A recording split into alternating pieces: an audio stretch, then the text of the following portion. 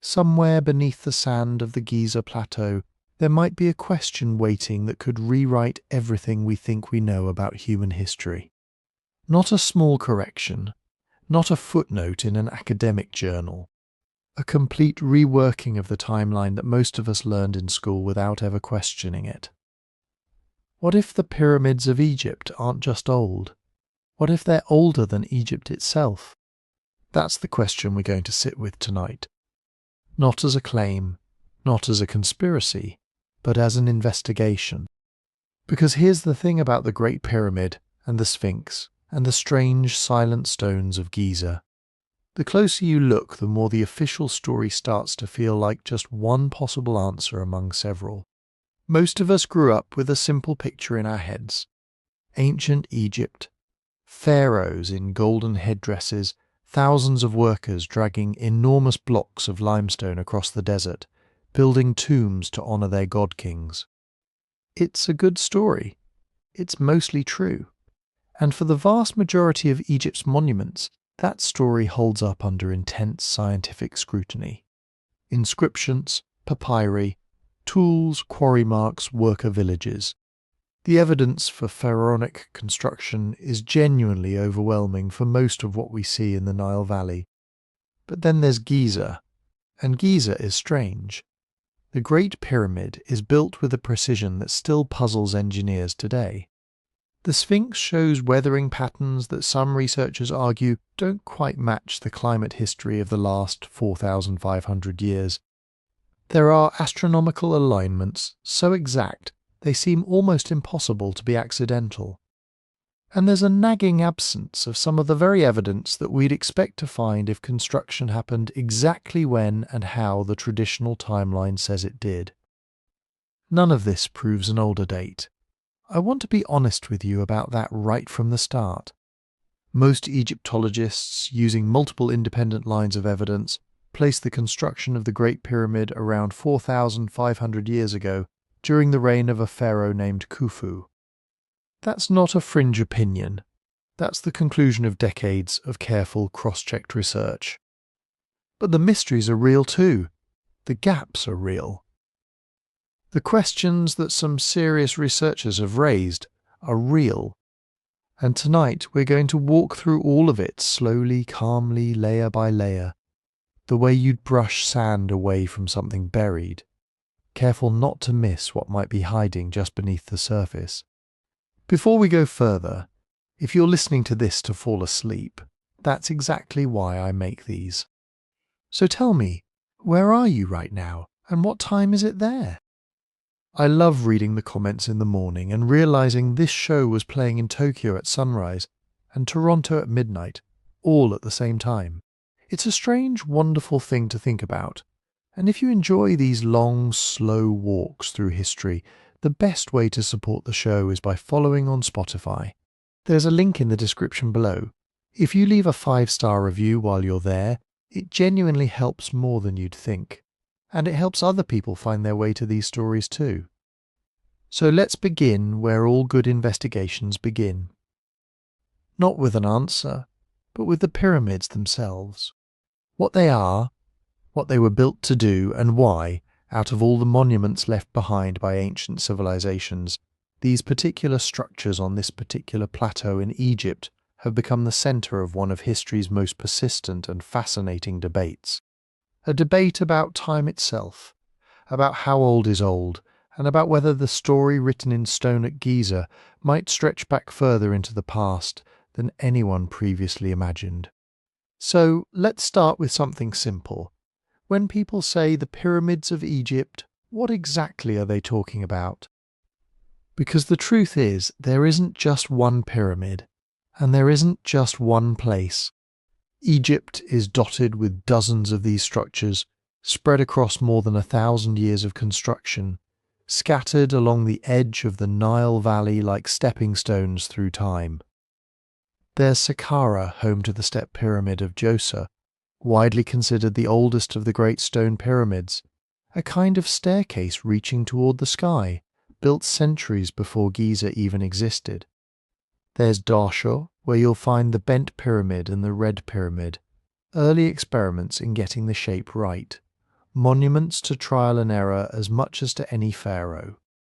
There's Abu Rawash, less famous, partially ruined, often overlooked, but still part of this same sprawling family of structures.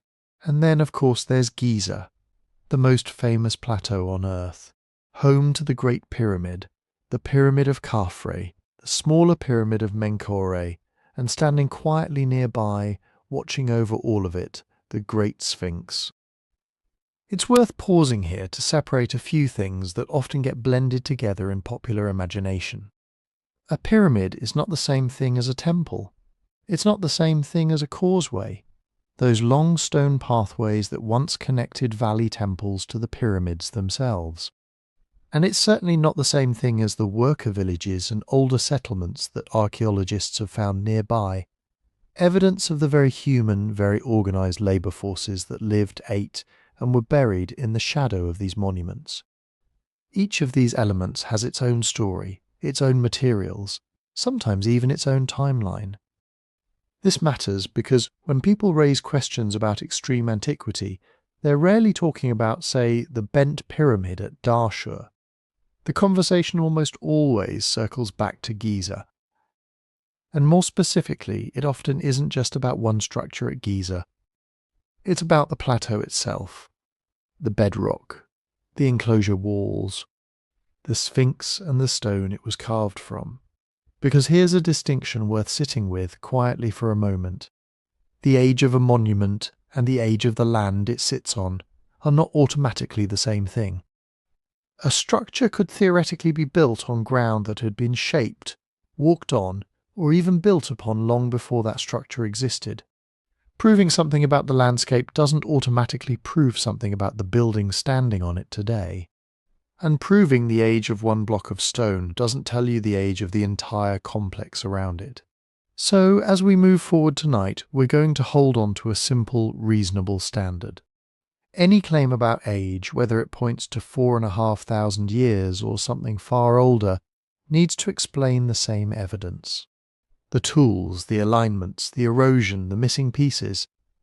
Not just the parts that make a good story. To understand why the conventional date for the pyramids is so widely accepted, we need to step back from Giza for a moment and look at the much longer story of Egypt itself. Because the Great Pyramid did not appear in an empty desert, dropped into history without a before or after. In the standard historical picture, it belongs to a long chain of villages, kings, experiments, rivalries, religious ideas, and construction projects that had already been unfolding for centuries. Long before there were pharaohs, the Nile Valley was home to farming communities. By roughly 5000 BCE, people in different parts of what is now Egypt were raising cattle, growing crops, making pottery, burying their dead with personal possessions, and forming settlements along the river and its fertile edges. The Sahara, in some periods, was greener than it is today. Seasonal rainfall supported people beyond the Nile Valley, though over time the desert became drier, encouraging more communities to gather near the dependable water of the river. This is what historians usually call predynastic Egypt. Not prehistoric in the sense of being empty or primitive. Quite the opposite, it was a period of gradual complexity. Small communities became larger ones. Local traditions developed distinctive styles of pottery, tools, ornaments, and burial customs. Trade connected the Nile Valley to Nubia in the south, the Levant to the northeast, and desert regions that supplied stone, minerals, and other valuable materials. By around 4000 BCE, archaeologists can see increasingly powerful centres emerging, especially in Upper Egypt, the southern stretch of the Nile Valley. Places such as Nakada, Abydos, and Hierakonpolis became important. Elite burials grew larger and richer. Symbols of authority appeared more often.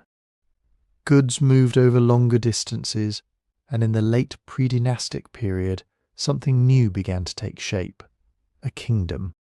The traditional story says that around 3100 BCE, Upper and Lower Egypt were brought together under one ruler, often associated with Nama, sometimes linked in later tradition with a king named Menes. The exact details remain uncertain, History is rarely as tidy as a single king walking into a room, putting on two crowns, and announcing that a nation has been created. Unification was probably a process involving diplomacy, warfare, marriage alliances, economic control, and the slow expansion of royal power. But by the beginning of the early dynastic period, Egypt had become recognizably unified. A king ruled from the Nile Delta in the north to the southern reaches of the valley.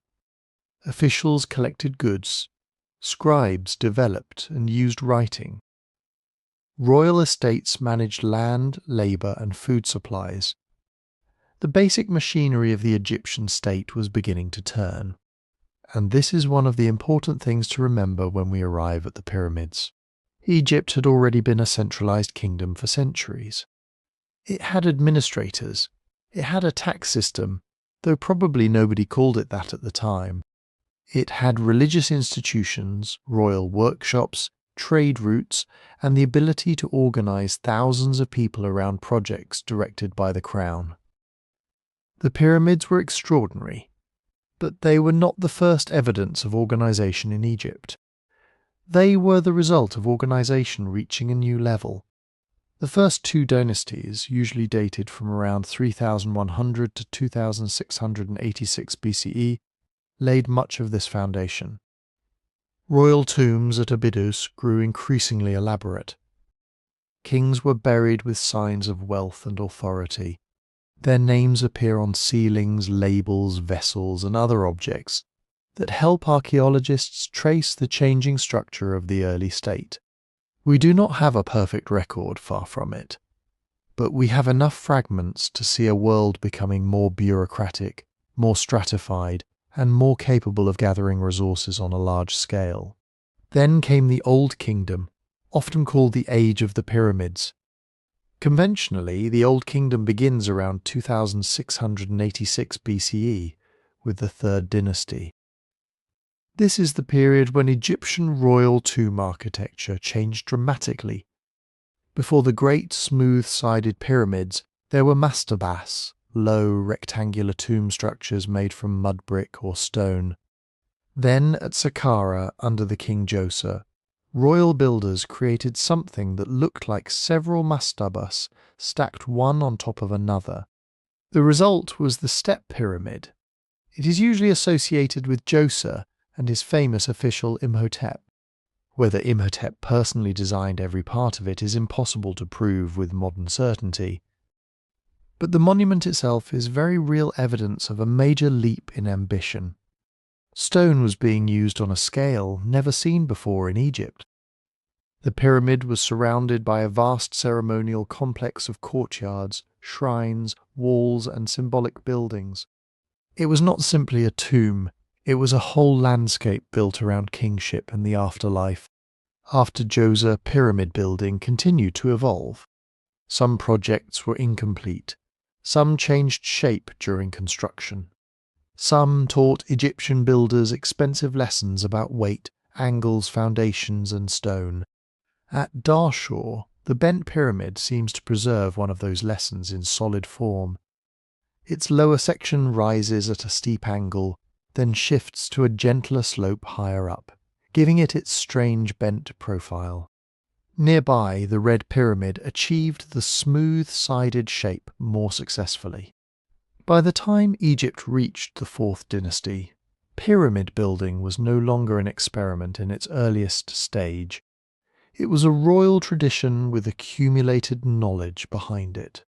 And the Fourth Dynasty belongs firmly within the 3rd millennium BCE, generally placed around 2613 to 2498 BCE, though the precise dates can shift somewhat depending on the chronology being used. This is the dynasty most closely associated with Giza. Khufu, known to the Greeks as Cheops, is conventionally placed early in the Fourth Dynasty, often dated to roughly 2589 to 2566 BCE. He is traditionally credited with the Great Pyramid, the largest pyramid at Giza and the largest pyramid ever built in Egypt. His name appears inside the structure in ancient quarry marks, and his wider royal complex fits within the archaeological world of the Fourth Dynasty. After Khufu came Khafre, often dated around 2558 to 2532 BCE. His pyramid is slightly smaller than Khufu's, though it appears taller from certain viewpoints because it stands on higher ground and retains a cap of its original casing stones near the top.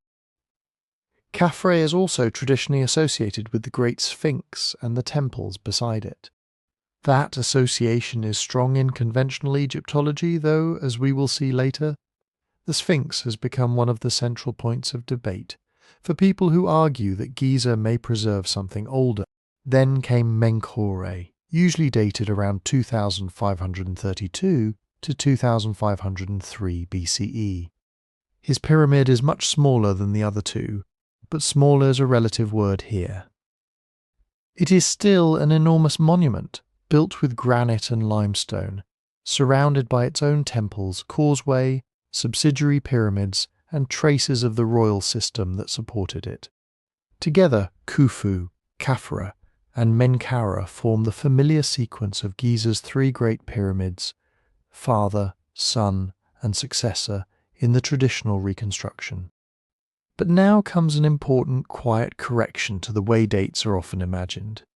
When historians say Khufu built the Great Pyramid around 2580 BCE, they are not claiming to possess a magical stone tablet that says, "Construction began on this exact Tuesday." Ancient history does not usually work like that. The dates are estimates within a carefully built framework. Some are more secure than others. Some depend on comparing records. Some depend on archaeological layers. Some depend on scientific tests. And all of them carry margins of uncertainty. Egyptian chronology is assembled from overlapping forms of evidence. Ancient king lists provide sequences of rulers, though they were written later, can be incomplete, and sometimes reflect political or religious agendas. Inscriptions give names and titles. Sealings and administrative records place officials and royal estates within particular reigns. Pottery styles change over time and help archaeologists identify which layers of a site came before or after others. Burials, temples, worker settlements, and quarry marks can be connected to specific phases of construction. Then there is radiocarbon dating. Organic materials, such as charcoal, plant fibers, wood, and other remains, can be tested to estimate when they stopped exchanging carbon with the atmosphere. These dates are not always as exact as people hope. A piece of old wood can be older than the building where it was used. A sample can be contaminated. Calibration produces ranges rather than one single perfect year. But when many samples, inscriptions, layers, and historical sequences point in broadly the same direction, they begin to reinforce one another. Think of it less like one witness giving a statement, and more like a room full of witnesses who each saw a different part of the same event. One remembers the season, another remembers the road, another recognizes the face of the person involved. None alone tells the entire story, but together, their accounts can build a strong picture. That is the conventional timeline in its broadest form. Predynastic communities develop along the Nile. A unified state emerges around 3100 BCE. Dynastic institutions grow stronger. The Old Kingdom begins. Stone architecture becomes more ambitious. Pyramid design evolves through visible stages. And in the Fourth Dynasty, in the middle of the 3rd millennium BCE, the Giza Plateau becomes the setting for the most famous royal building project in human history. Still, conventional does not mean flawless. There are arguments over the length of individual reigns. There are gaps in surviving records. There are disputes about how closely some scientific dates should be tied to historical king lists. Even the dates of the Fourth Dynasty can move by decades depending on the model used. That may sound unsettling, but it is actually normal. Honest chronology leaves room for refinement. The real question is not whether every year is perfectly fixed. It is whether the evidence as a whole places the pyramids within the world of Old Kingdom Egypt. And before we ask whether that picture can be stretched back by thousands of years, we need to understand how archaeologists try to date monuments in the first place. Dating an ancient monument is a little like trying to work out when an old house was built after everyone who lived there has vanished. The paperwork is scattered, the roof has fallen in, and somebody has spent the last 4,000 years reusing its bricks. You look for anything that can tell you what came first, what came later, who was present, what materials were used, and whether the building belongs to a larger pattern. There is rarely one perfect answer waiting inside the stone. Instead, archaeologists build a date from many smaller clues. Some clues provide a sequence, some provide an approximate calendar age. Some identify a king, an official, a workforce, or a particular phase of construction. And the strongest conclusions appear when different kinds of evidence, gathered independently, begin pointing toward the same period. The first method is called relative dating. This does not necessarily tell us that something happened in 2580 BCE, or 3100 BCE, or any other exact year. What it tells us is simpler, but incredibly useful. This layer came before that layer. This pottery style is older than that pottery style. This wall was built after the floor beneath it. This tomb was cut into ground that had already been occupied by an earlier settlement. Archaeology often begins with this kind of patient ordering. Imagine a site as a stack of forgotten moments. At the bottom might be natural desert sand. Above it, a layer of mud brick fragments from an early building. Above that, ash from cooking fires, broken jars, animal bones, and discarded tools. Then perhaps a new floor laid over the old one, followed by a wall, then a burial, then wind-blown sand covering everything. If those layers have not been badly disturbed, they form a timeline. Not an exact calendar, but a sequence of human activity. Pottery is especially important because it changes over time. People make vessels in particular shapes with particular rims, handles, colours and decorations. A style becomes popular, spreads through trade or imitation, changes gradually and eventually disappears. Egyptian archaeologists have spent generations comparing pottery from settlements, graves, temples and storage areas. That means a fragment of a jar, even a small one, can sometimes place a layer within a known period. It may sound almost too ordinary. A broken pot does not have the grandeur of a pyramid. But broken pottery is everywhere. Kings may leave inscriptions only occasionally. Ordinary people leave dishes behind all the time. And in archaeology, ordinary rubbish can be surprisingly eloquent. Inscriptions offer another kind of evidence. A royal name carved on stone, stamped onto a clay ceiling, painted on a jar, or written in a work gang's mark can connect an object or a construction phase to a known ruler. Of course, this has to be handled carefully. A king's name on an object does not always prove that he built the entire monument nearby. Later rulers could restore older structures. A vessel made under one king might remain in use under another. Names could even be copied by later generations. But context matters. If a royal name appears repeatedly in places directly connected to construction, on stones in a sealed chamber, on records of supplies, on labels from workshops, and in a settlement supporting the project, it becomes much harder to dismiss as an accidental or later addition. One clue can be ambiguous.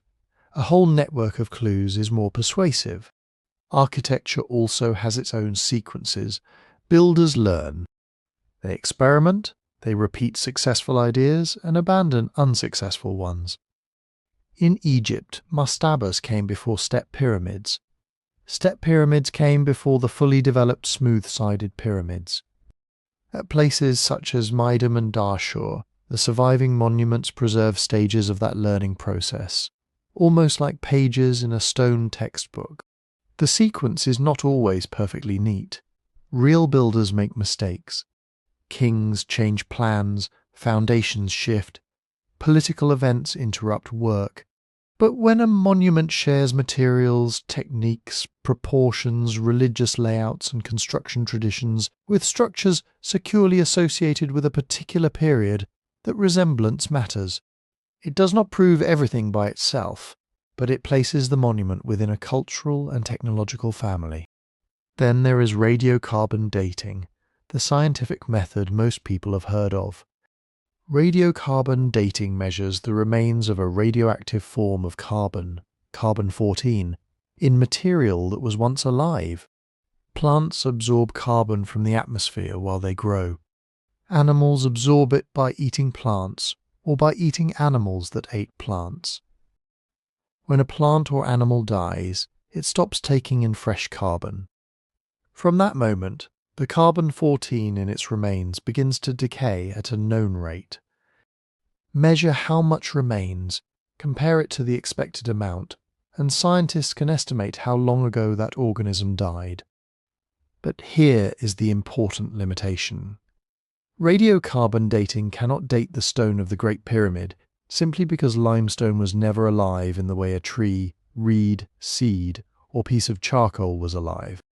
Stone can be dated by other scientific methods in certain geological circumstances, but those methods generally tell us when the rock formed, often millions of years before any human being quarried it. They do not usually tell us when someone cut it, moved it, or stacked it into a monument. A block of limestone in a pyramid may have formed in an ancient sea long before dinosaurs existed. That is a fascinating date, but it is not the construction date of the pyramid. What archaeologists can date are organic materials associated with building. Charcoal from a work fire, reed fibres, wood from a tool handle, seeds from a worker settlement, bits of plant matter trapped in mortar. Sometimes these materials provide a useful estimate for the construction period. Sometimes they complicate the picture. Wood, for example, can have an old wood problem. A beam cut from the centre of a long-lived tree may already be centuries old when it is used. Old timber can also be reused. Charcoal might come from fuel gathered long before it was burned, though this is less likely with short-lived plants. Samples can be contaminated by younger or older material, and radiocarbon results must be calibrated, because the amount of carbon-14 in the atmosphere has varied over time. So a radiocarbon test usually gives a range, not a single magical year. It might suggest that a sample most likely belongs somewhere within several decades or centuries. That can feel frustrating, but ranges are not failures. They are honest measurements of uncertainty, and when dozens of samples are tested, their overlapping ranges can become extremely informative. For the Old Kingdom pyramids, radiocarbon evidence has generally supported a 3rd millennium BCE date, though individual measurements do not always line up perfectly with traditional historical chronologies. That is exactly the kind of thing archaeologists expect. Different samples may reflect different moments: when fuel was gathered, when mortar was mixed, when a repair was made, when a work area was occupied. The point is not to force every sample into identical agreement. The point is to understand the pattern. Beyond pottery, inscriptions, architecture, and carbon dates, there is the larger world surrounding a monument. Quarries can preserve the marks of extraction. Tool traces can reveal how stone was shaped and moved. Ramps, roads, harbours, and storage areas can show how materials reached a building site. Worker settlements can contain the bread ovens, animal bones, sleeping quarters, seals, ceramics, and administrative debris of the people who supported the project. Administrative records can mention deliveries of food, shipments of stone, teams of labourers, royal estates, and named officials. These things are not separate from the monument, they are part of it. A pyramid is not only the stone mountain that survives on the skyline. It is also the quarry where blocks were cut, the harbour where supplies arrived, the village where workers ate, the scribal office where grain was counted, the cemetery where officials were buried, the fragments of rope, wood, pottery, ceilings and charcoal left behind by a vast system of labour and administration. This is why archaeologists are cautious about arguments based on a single strange detail. One unexplained feature may deserve attention, one confusing date may need more testing, one weathered surface may invite debate, but an isolated clue has to be weighed against the entire archaeological landscape around it. Think of it like trying to identify a person from a distance. One detail might mislead you. A coat can be borrowed, a hat can be changed, but add the face, the voice, the walk, the companions, the place and the records of where they were expected to be, and the identification becomes stronger. That is how monument dating works at its best. Not faith in one method, not blind trust in authority, and not the assumption that every mystery has already been solved. It is the slow convergence of evidence. For Giza, that convergence includes the names connected to the royal family of the Fourth Dynasty, the architectural sequence leading toward its pyramids, the worker infrastructure around the plateau, the quarry marks inside the Great Pyramid, the associated temples and cemeteries, and scientific dates from organic materials connected to the broader construction world. None of these clues stands entirely alone. Together they form the reason most archaeologists place the pyramids where they do, within the Old Kingdom of Egypt. And yet there is one monument at Giza where the evidence feels less settled, or at least more easily pulled into argument. It sits low against the plateau, looking east across the desert, with a lion's body, a human face, and an expression that has invited questions for thousands of years: the Great Sphinx. Before we follow the Sphinx into its own uncertain territory, it helps to pause beside the largest pyramid itself. Because if the question is whether the pyramids could be thousands of years older than Egypt, the Great Pyramid is the place where the evidence is at its most concentrated. This is the monument traditionally linked to Khufu, also known by his Greek name Cheops. He was a king of Egypt's Fourth Dynasty, usually placed around the middle of the 3rd millennium BCE. His reign is not remembered through a long personal autobiography. We do not have a diary written by Khufu saying, "Today we began the pyramid." Ancient kings rarely left history that conveniently arranged. What we have instead is a trail of names, marks, settlements, tombs, roads, stone, boats, food supplies, and administrative records. None of it is quite as dramatic as discovering a signed contract hidden beneath the pyramid's foundation. But taken together, it gives us a remarkably human picture of how the monument belonged to the world of Khufu. The most famous direct connection comes from high inside the Great Pyramid, in narrow spaces above the king's chamber, known as the relieving chambers. These were built to take some of the enormous weight of stone away from the chamber below. They were not designed as rooms for visitors. They are cramped, dusty spaces, sealed away from ordinary use once the pyramid was completed. In the 19th century, explorers entered several of these chambers and found red painted quarry marks on some of the granite blocks. These were not polished royal inscriptions intended for ceremony. They appear to be practical notes left by work crews, marks identifying gangs, teams, or perhaps stages of delivery. Among them are names that include Khufu's royal title, often translated as something like Khufu's Horizon. That is especially important because Akhet Khufu, Khufu's Horizon, was the ancient Egyptian name of the Great Pyramid itself. Imagine a group of labourers at a quarry or a staging yard. They are moving huge blocks that must go to the right place, under the right administrative authority, as part of a massive project that may last decades. A red-painted gang name makes sense.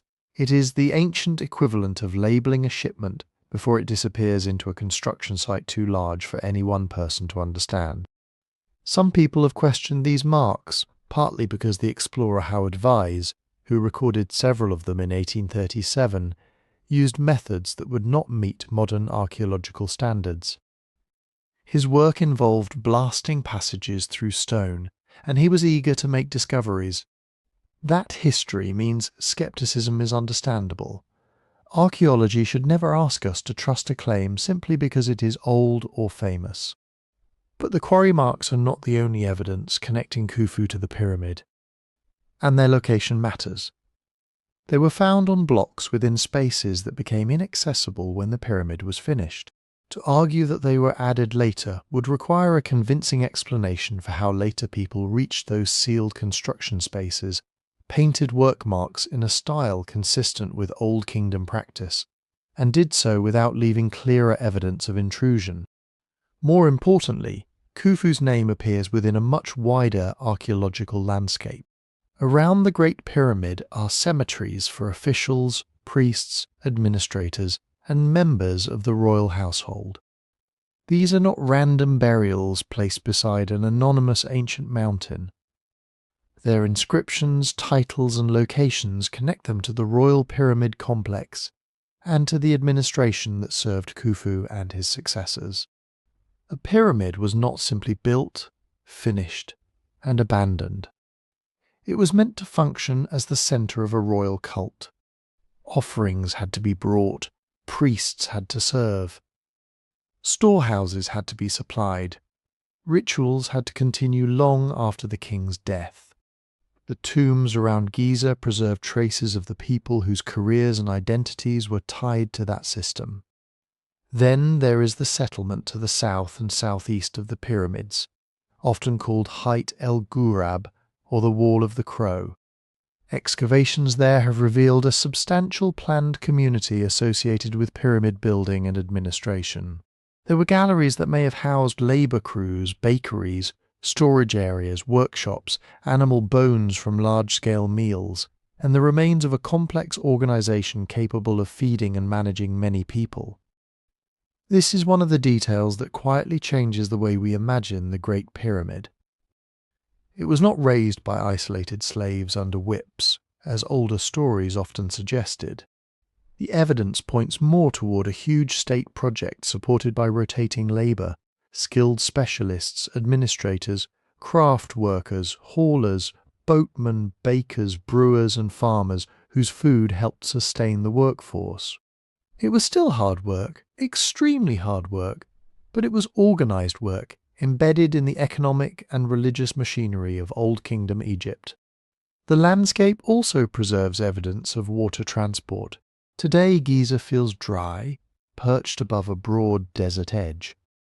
But in Khufu's time, branches and channels connected the Nile more closely to the plateau. Archaeologists have identified traces of a harbour system and waterways that would have allowed boats to bring people, food, timber and stone toward the pyramid zone. And this brings us to one of the most extraordinary documents ever found from ancient Egypt, the Diary of Mera. Mera was an official, probably a middle-ranking inspector, who kept records on papyrus during the reign of Khufu. His diary was discovered at Wadi al-Jarf on the Red Sea coast, far from Giza, in a harbour and storage complex used by the Egyptian state. The entries are wonderfully ordinary. They record days, crews, travel and deliveries. But inside that ordinary language is an astonishing connection. Mera describes his team transporting limestone from the quarries at Tura, across the Nile system, to a place called Akhet Khufu, Khufu's horizon. In other words, Mera's crew was moving fine white limestone toward the Great Pyramid complex, while Khufu was king. The diary does not describe every step of pyramid construction. It does not tell us exactly how blocks were lifted. It does not settle every argument about ramps, labour numbers, or the precise year the first stone was laid. But it does something incredibly valuable. It places an actual work crew on actual dates, moving actual building material into the logistical network of Khufu's pyramid. That is not legend, it is administration, and administration is often where the past becomes most convincing. Not in grand speeches, but in lists of supplies and records of journeys. Somebody counted the days. Somebody assigned the crews. Somebody knew where the limestone had to go. So what does all this prove?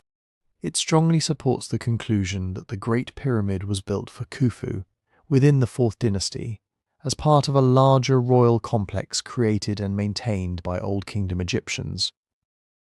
The quarry marks surrounding tombs, worker settlement, harbour infrastructure, and Mera papyri do not all depend on one another.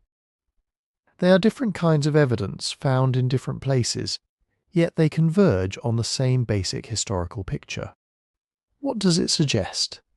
It suggests a society with extraordinary organisational power, a kingdom able to coordinate quarrying, river transport, food production, skilled labour, record-keeping, and religious planning on a scale that still feels almost impossible when you stand beneath those stones. The Great Pyramid was not an object dropped into the desert from nowhere. It was the central achievement of a whole connected landscape. But there are still questions it does not settle. It does not tell us the exact construction schedule. It does not give us a complete blueprint for every engineering decision. It cannot rule out the possibility that builders reused some older features of the plateau, older quarry zones, or materials already present in the landscape. Ancient places often have long histories, and it does not mean every mystery at Giza has vanished. It means that any claim placing the Great Pyramid thousands of years before dynastic Egypt has to account for this evidence.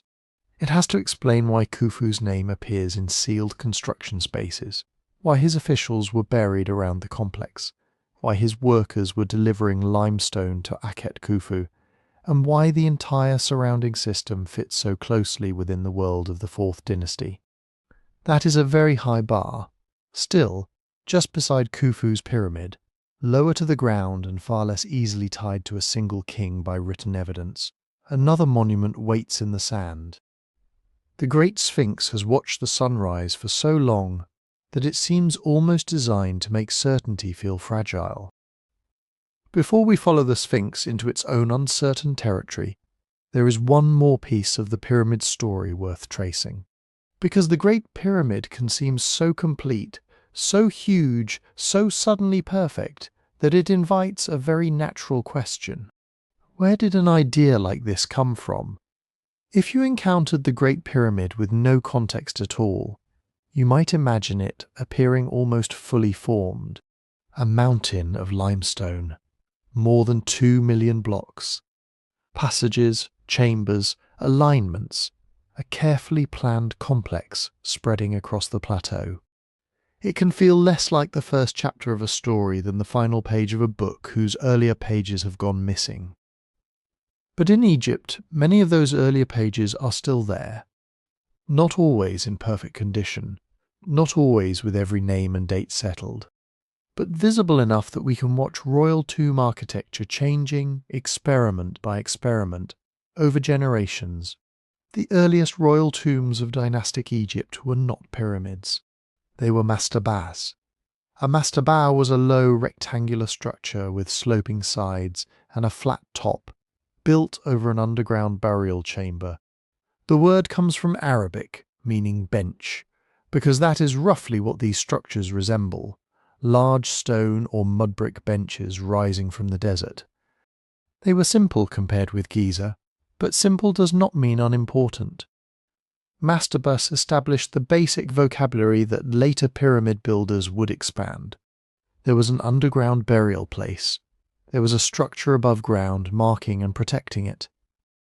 There were offering spaces for the dead. There was a relationship between the tomb, the surrounding cemetery, and the wider royal landscape. For early kings, burial complexes became increasingly elaborate. Their tombs were not just places to put a body.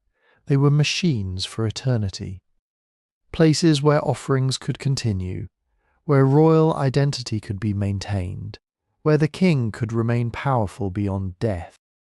Then, around the 27th century BCE, something changed.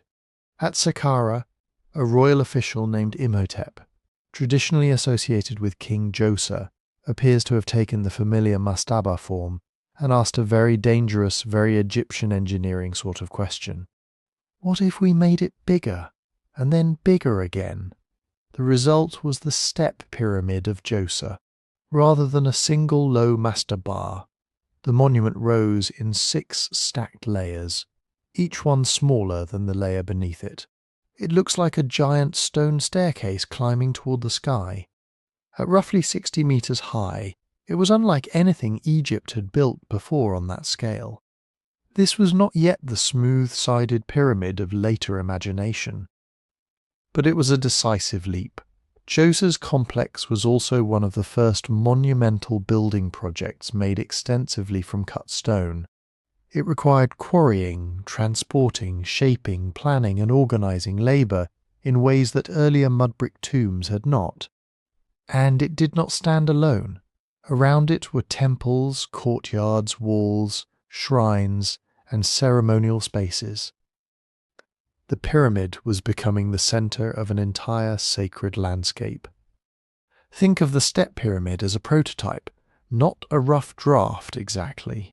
It was an astonishing monument in its own right, but it showed Egyptian builders that stone could be used to create height, permanence, and royal spectacle on a scale no mastaba had approached.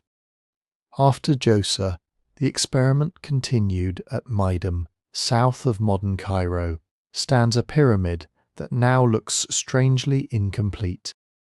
From a distance, it resembles a tall central tower rising from a huge mound of broken stone. Much of its outer structure collapsed in antiquity, leaving behind a monument that seems to have been caught halfway between two ideas. It may have begun as a step pyramid, perhaps under the king Huni, before being enlarged and altered under his successor Sneferu. The details remain debated. Ancient construction histories rarely arrange themselves as neatly as we would like. But Meidum shows something important. Builders were trying to transform the stepped form into a true pyramid with smooth, continuous faces. They added layers around the original core, filling in the steps and extending the structure outward. That is a major architectural change. It is one thing to stack terraces. It is another to create a single sloping surface that must hold its shape under immense weight. And apparently it was not easy.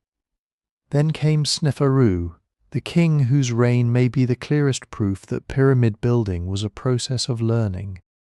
His builders did not produce one pyramid and then retire satisfied.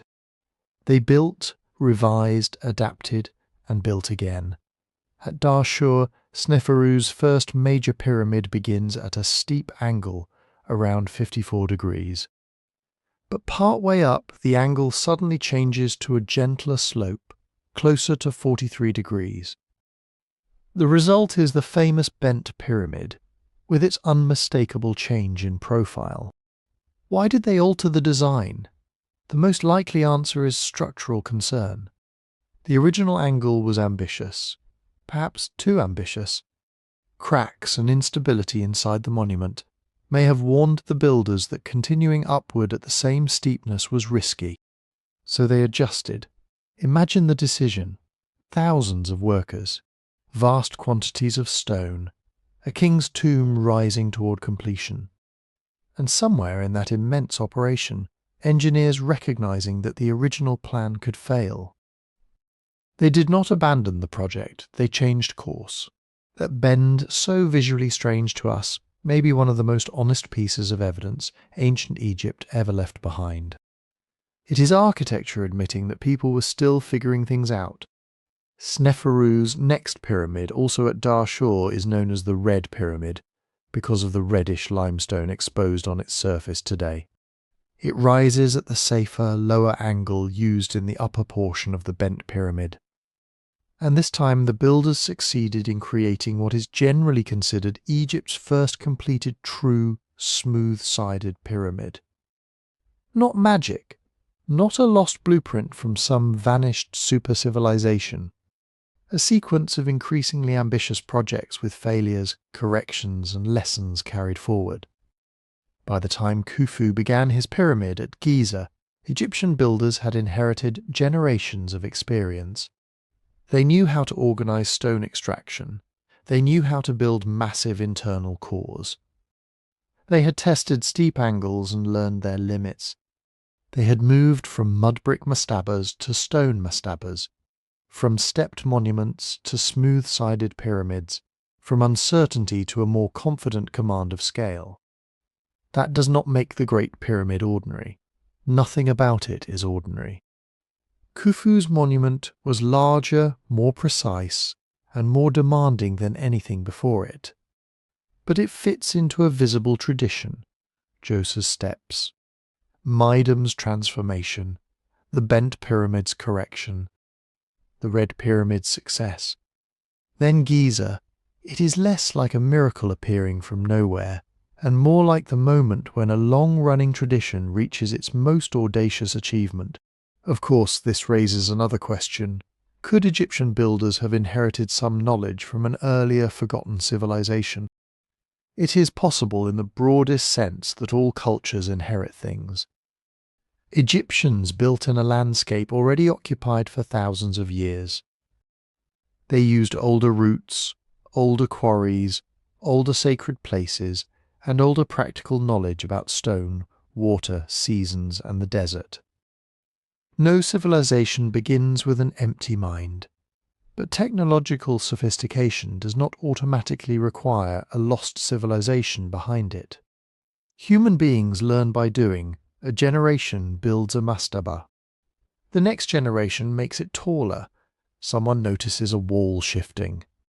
Someone changes the angle. Someone improves the transport system. Someone discovers that a particular kind of stone behaves better under pressure. Knowledge accumulates not always in books but in trained hands, work crews, workshops and memory. The pyramids of Egypt show that process unusually clearly. And once we see that ladder of experiments rising toward Giza, the Great Pyramid still feels extraordinary, maybe even more extraordinary, because it was made not by mysterious strangers from a forgotten age, but by real people learning slowly, failing sometimes, and eventually discovering how to build a mountain from stone. But before there could be pyramids at Giza, there had to be Giza itself. Not the modern city pressing close around the monuments. Not the roads, hotels, apartment blocks, and endless traffic of Greater Cairo. We have to strip all of that away. Imagine the plateau as it was more than 4,500 years ago. A broad rise of pale limestone at the very edge of the western desert. To the east lay the Nile floodplain, green and fertile, when the river behaved itself, flooded and shimmering when it did not. Beyond that, the river moved through its ancient channels, carrying mud, reeds, boats, people, grain, stone, and news from the rest of Egypt. To the west was desert. This boundary mattered. Egyptians placed their great cemeteries on the western side of the Nile because the sun set in the west. The daily disappearance of the sun became connected with death, transformation, and the journey into the next world. The eastern bank belonged more to the living, towns, fields, palaces, workshops. The western desert belonged to ancestors, tombs, gods, and the long quiet work of eternity. Giza sat exactly where a king would want to be buried, close enough to the river for labour, supplies and ceremonies, high enough above the floodplain to remain dry, visible across the cultivated land, and built from stone that was already waiting beneath the surface. The plateau is limestone bedrock, laid down millions of years before there were Egyptians, humans, or even anything resembling a pyramid. In the ancient past, this region lay beneath a warm, shallow sea. Tiny marine organisms lived and died there in unimaginable numbers. Their shells, sediments, and mineral remains accumulated layer after layer. Over geological time, those layers hardened into limestone.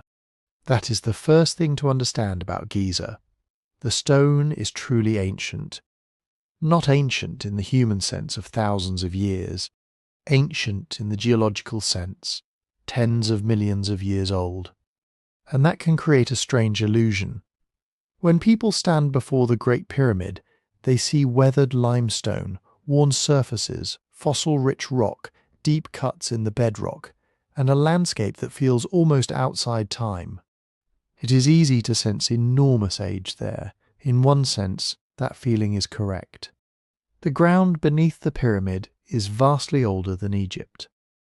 But ancient stone is not automatically evidence of an ancient monument. A house built from old timber is not necessarily as old as the forest. A statue carved from ancient marble is not as old as the mountain. And a pyramid built on a geological formation millions of years old still has to be dated by the evidence of its construction, its tools, its inscriptions, its associated settlements, and its place in history. Still, the plateau itself shaped what was possible. The builders did not simply arrive at a blank, flat surface and begin stacking blocks.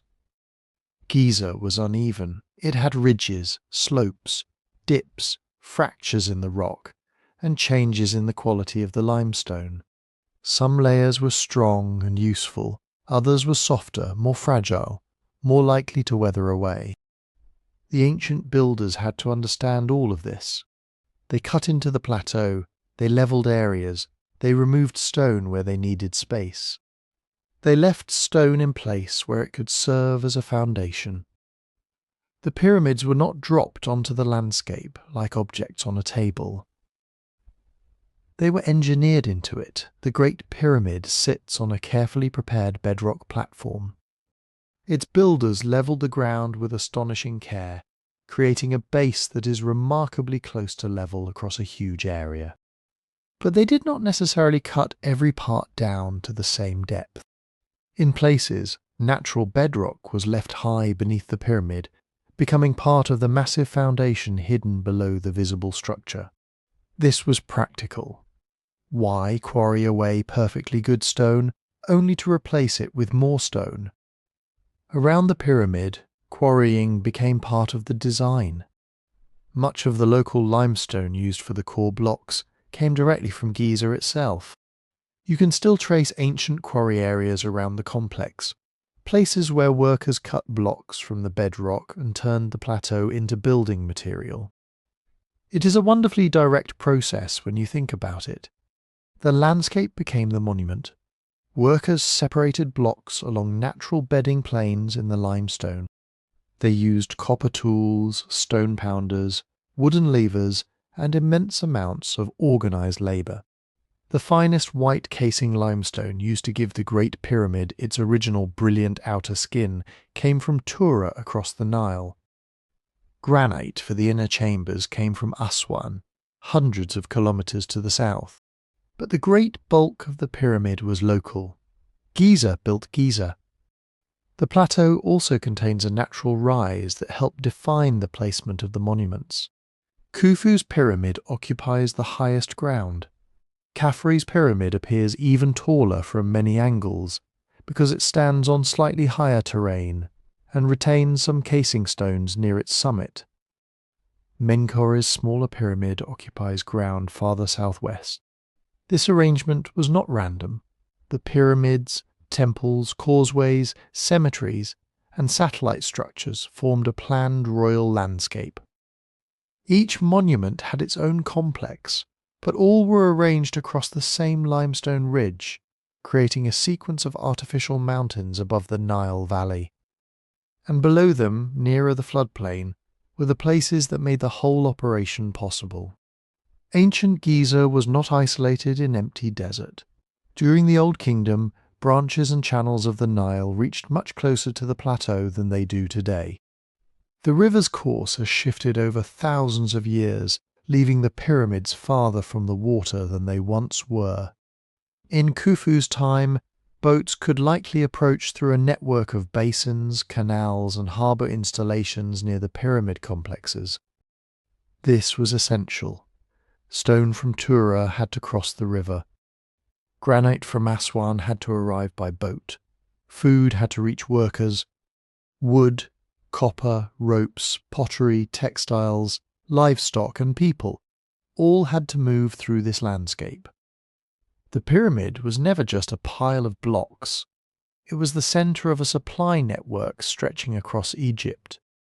Archaeologists have found evidence of harbours and water management features associated with the Giza complex, especially around Khufu's Valley Temple and the lower ends of the causeways. The exact shape of the ancient waterways is still being studied, because rivers are restless things. They shift, silt up, branch and vanish. But the basic picture is clear enough. The pyramids were connected to the Nile. That connection also reminds us that Giza had a history before Khufu, not necessarily a hidden civilization capable of building pyramids thousands of years earlier, but a human history. People had moved through the wider Nile Valley and desert margins for tens of thousands of years before the Old Kingdom. Hunter-gatherers lived in North Africa long before dynastic Egypt. Later communities herded animals, gathered wild plants, made stone tools, and adapted to changing climates, as the Sahara shifted between greener and drier phases. The region around Cairo and the Nile Valley preserves traces of these deep prehistoric worlds, though not always directly beneath the pyramid complex itself. Stone tools, settlements, burials, and rock art from different periods show that Egypt was never an empty stage waiting for pharaohs to arrive. By the time the first dynasties emerged, people already knew this land intimately. They knew where stone could be found. They knew the rhythms of the Nile. They knew the desert routes, the changing seasons, the dangerous heat, and the value of high dry ground. That is inheritance, not necessarily an inheritance of secret machines or lost mathematical codes. An inheritance of landscape knowledge, and it matters because the Giza Plateau can feel older than the pyramids in a way that is almost overwhelming. The limestone is ancient. The desert is ancient. The river valley has held human communities for an immense span of time. Even the quarry scars and weathered surfaces can make the boundary between nature and construction seem blurred. But that blur has to be handled carefully. A natural hollow is not automatically a forgotten chamber. An eroded ridge is not automatically a buried monument. A quarry cut does not automatically date to some unknown civilization.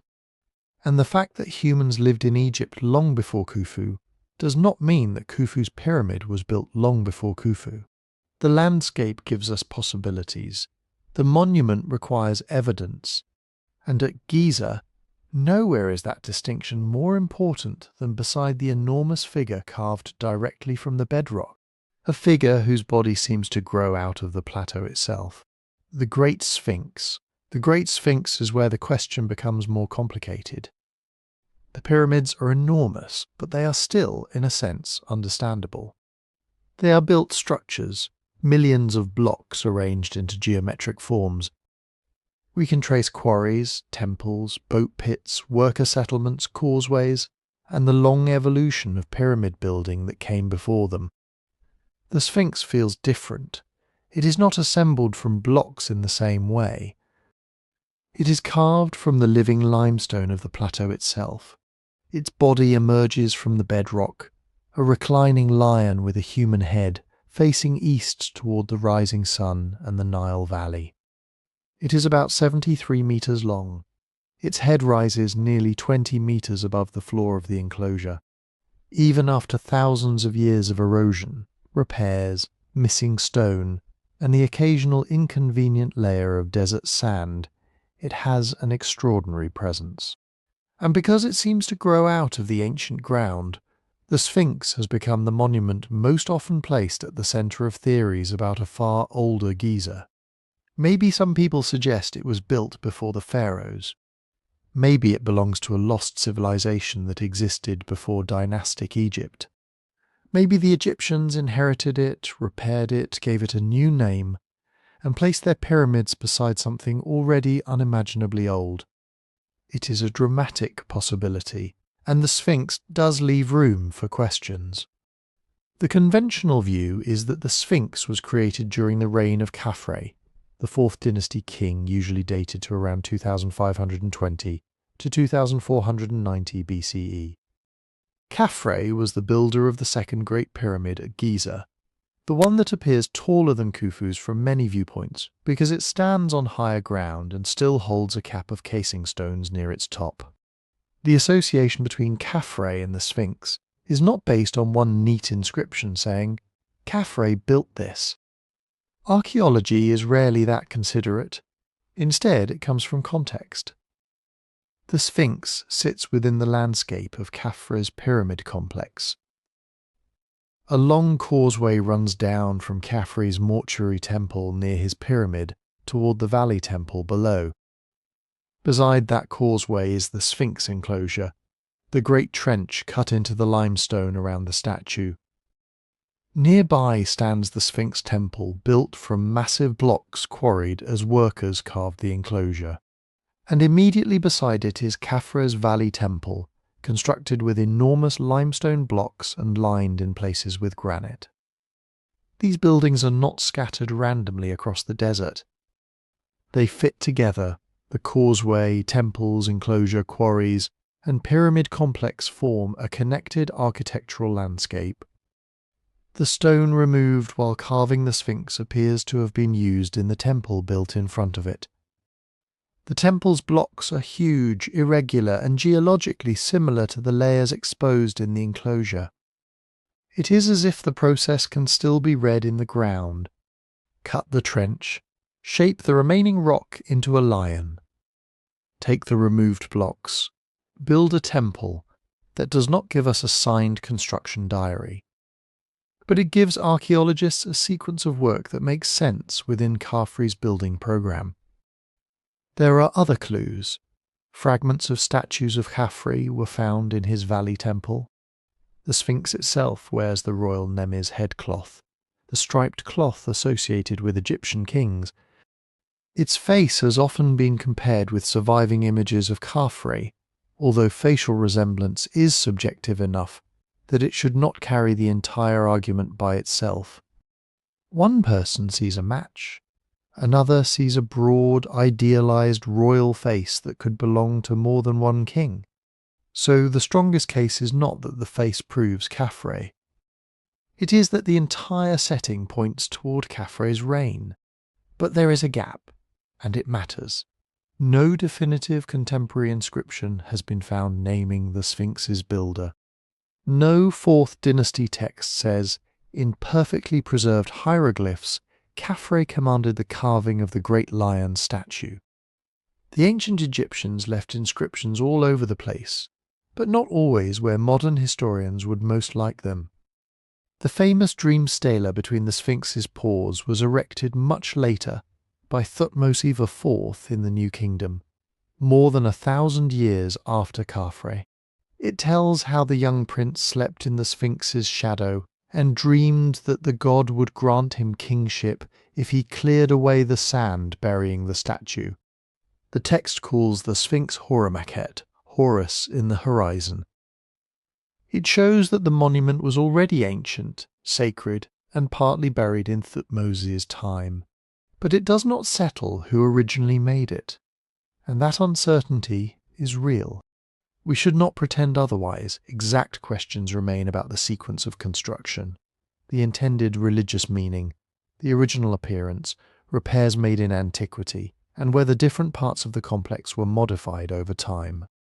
Still, uncertainty has limits. Not knowing the exact builder with absolute certainty is not the same as having evidence for a monument thousands of years older. A missing name does not automatically create a missing civilization. If we found an old house with no plaque identifying the architect, we would not immediately conclude it had been built in the Stone Age. The question is not whether there are gaps. There are always gaps. The question is what explanation best fits the evidence we do have. At the moment, the Sphinx fits most comfortably in the Fourth Dynasty world surrounding it, the world of Khafre's pyramid, Khafre's temples, Old Kingdom quarrying, royal ritual and a landscape being reshaped on an almost unbelievable scale. But then there is the surface of the stone itself, the deep grooves, the weathered walls of the enclosure, the marks that have led some researchers to look beyond Khafre, beyond dynastic Egypt, and toward an older, wetter world. Those marks are the centre of the argument. Look closely at the walls of the Sphinx enclosure, especially along the sides of the body. The limestone is not smoothly worn away. In places it is deeply grooved, broken into rounded hollows and vertical channels. Some of these channels are large enough to make you stop and wonder what kind of force could have cut them. Wind-blown sand usually moves sideways across a surface. Rain runs downward, and the weathering on parts of the enclosure appears, at least at first glance, to run downward. That observation became famous in the early 1990s, when geologist Robert Schoch examined the Sphinx enclosure. Schoch argued that the deepest erosion patterns looked less like damage caused mainly by desert wind and sand, and more like prolonged exposure to heavy rainfall. If that were true, the implications would be enormous. The Giza Plateau has been extremely dry for most of the period since Egypt's dynastic civilization began. There have been occasional storms, of course. Egypt is not a planet with its rain switched permanently off. But it has not received the kind of sustained rainfall that would normally produce deep, repeated runoff erosion on exposed limestone. So Schoch proposed a startling possibility. Perhaps the core body of the Sphinx, or at least the enclosure around it, had been carved during a much wetter period before the rise of dynastic Egypt. He suggested dates somewhere before about 5000 BCE, and in some versions of the argument, perhaps as early as 7000 BCE, or even earlier, that would place the original monument thousands of years before Khafre. Not a little older, not an earlier phase of the Old Kingdom. A fundamentally different world. Imagine that for a moment.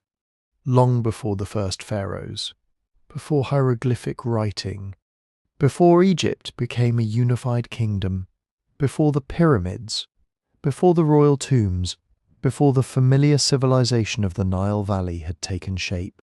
Somewhere on the edge of a greener Sahara, unknown builders carve a colossal lion from the bedrock. Millennia later, dynastic Egyptians arrive, restore its damaged head, create temples around it, and absorb it into their own sacred landscape. It is a powerful story, maybe too powerful, but powerful stories are not automatically wrong. They just need evidence sturdy enough to carry them. And this is where the stone gets complicated. The limestone at Giza is not one uniform material. The Sphinx was carved through several layers of limestone, formed in an ancient sea roughly 50 million years ago.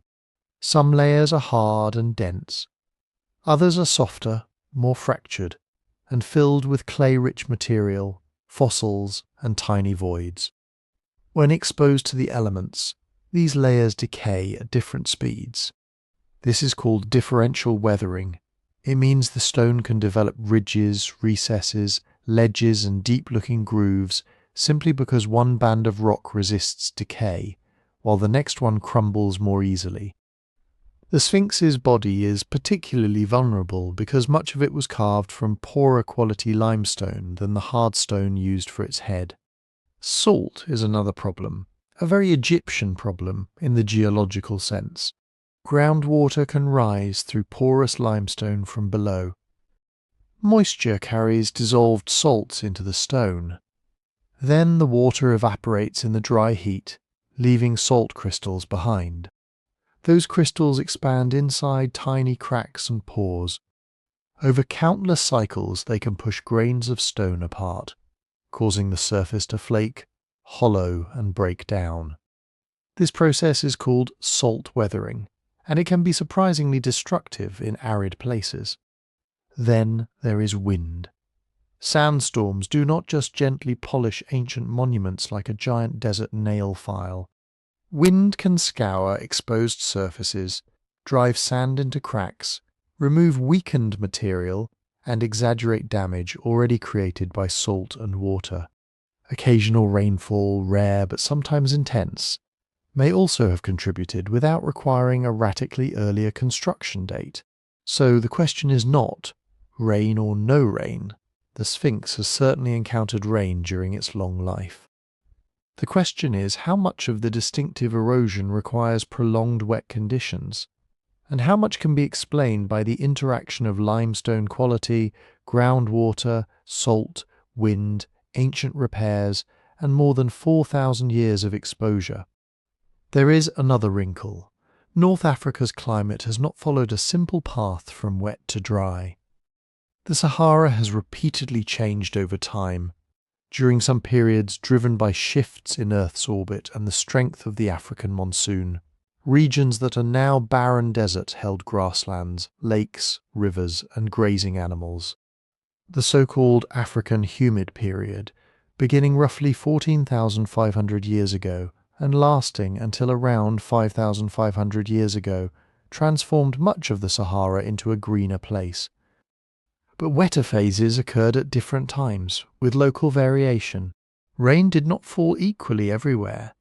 A wet Sahara does not automatically mean heavy rainfall on the Giza Plateau. And even if Giza experienced more moisture than it does today, connecting a particular climate phase to a particular pattern on a particular monument is difficult. That is why the debate has lasted.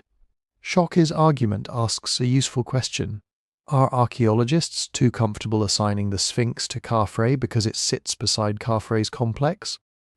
The conventional answer asks an equally useful question. Why separate the Sphinx from the connected temples, quarries, and construction landscapes surrounding it when geological processes can produce complex damage without requiring a lost Ice Age civilization? Neither side is arguing over a trivial scratch in the stone. They are arguing over whether weathering can rewrite the beginning of Egyptian history. For now, most Egyptologists and many geologists remain persuaded that the Sphinx belongs to the Fourth Dynasty, and that its erosion has multiple causes rather than one ancient season of rain. But the deep grooves remain, quiet, uneven, difficult to interpret. They remind us that stone records time, but it does not always record it in a language we can read with certainty.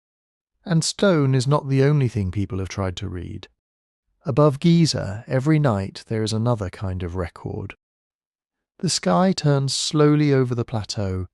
Stars rise, cross the darkness, and vanish beyond the western horizon. To the ancient Egyptians, this was not empty space. It was a divine landscape. The sun sailed through it. Kings joined it after death. Certain stars never set, circling endlessly around the north celestial pole, and these eternal stars became symbols of immortality. So when people notice how precisely the pyramids are aligned, they naturally look upward. The Great Pyramid is oriented remarkably close to true north, south, east, and west. Its sides do not follow the direction of the Nile, the slope of the plateau, or some convenient local landmark. They follow the cardinal directions with an accuracy that remains astonishing even after more than 4,500 years of earthquakes, settling stone, and human disturbance. The deviation from true north is only a few minutes of arc. That is a tiny angle. If you stood at one end of the Great Pyramid's base and looked along its northern side, you would be looking almost exactly east to west. This was not an accident. The pyramids at Giza and other Old Kingdom monuments show that Egyptian builders possessed serious practical astronomy. They watched the sky carefully.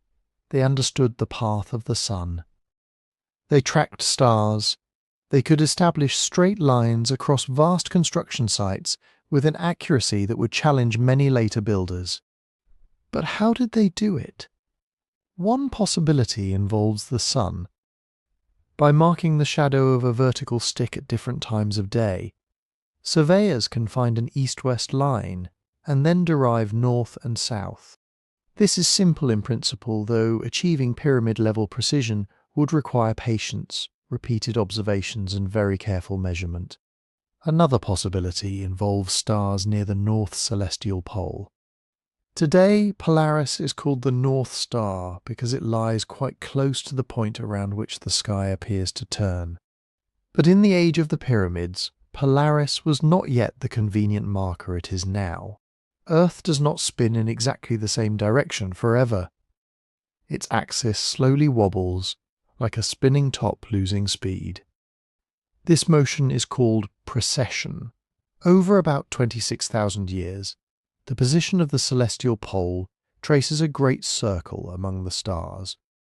Different stars become North Stars at different moments in history. Around the time of the Fourth Dynasty, Egyptian observers may have used pairs of circumpolar stars. When two particular stars appeared one directly above the other, forming a vertical line in the night sky, that line could indicate true north. It is a beautiful method. Two stars, a plumb line. A dark desert night, surveyors waiting quietly until the heavens gave them their answer. Researchers have proposed several different star pairs for this task. One well-known suggestion involves Kochab and Mizar, because precession changes the apparent positions of stars over long periods. The alignment between such pairs can potentially be calculated backward.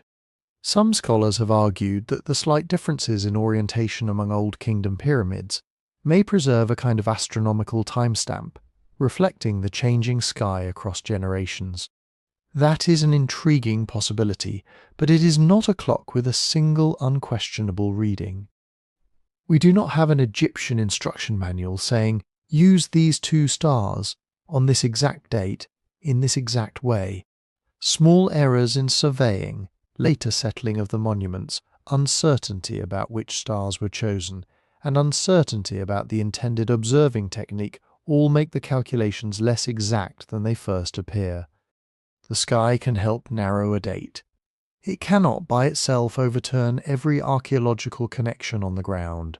Still, the thought has a special pull. If the pyramids are aligned to stars, perhaps their layout also copies a pattern in the sky.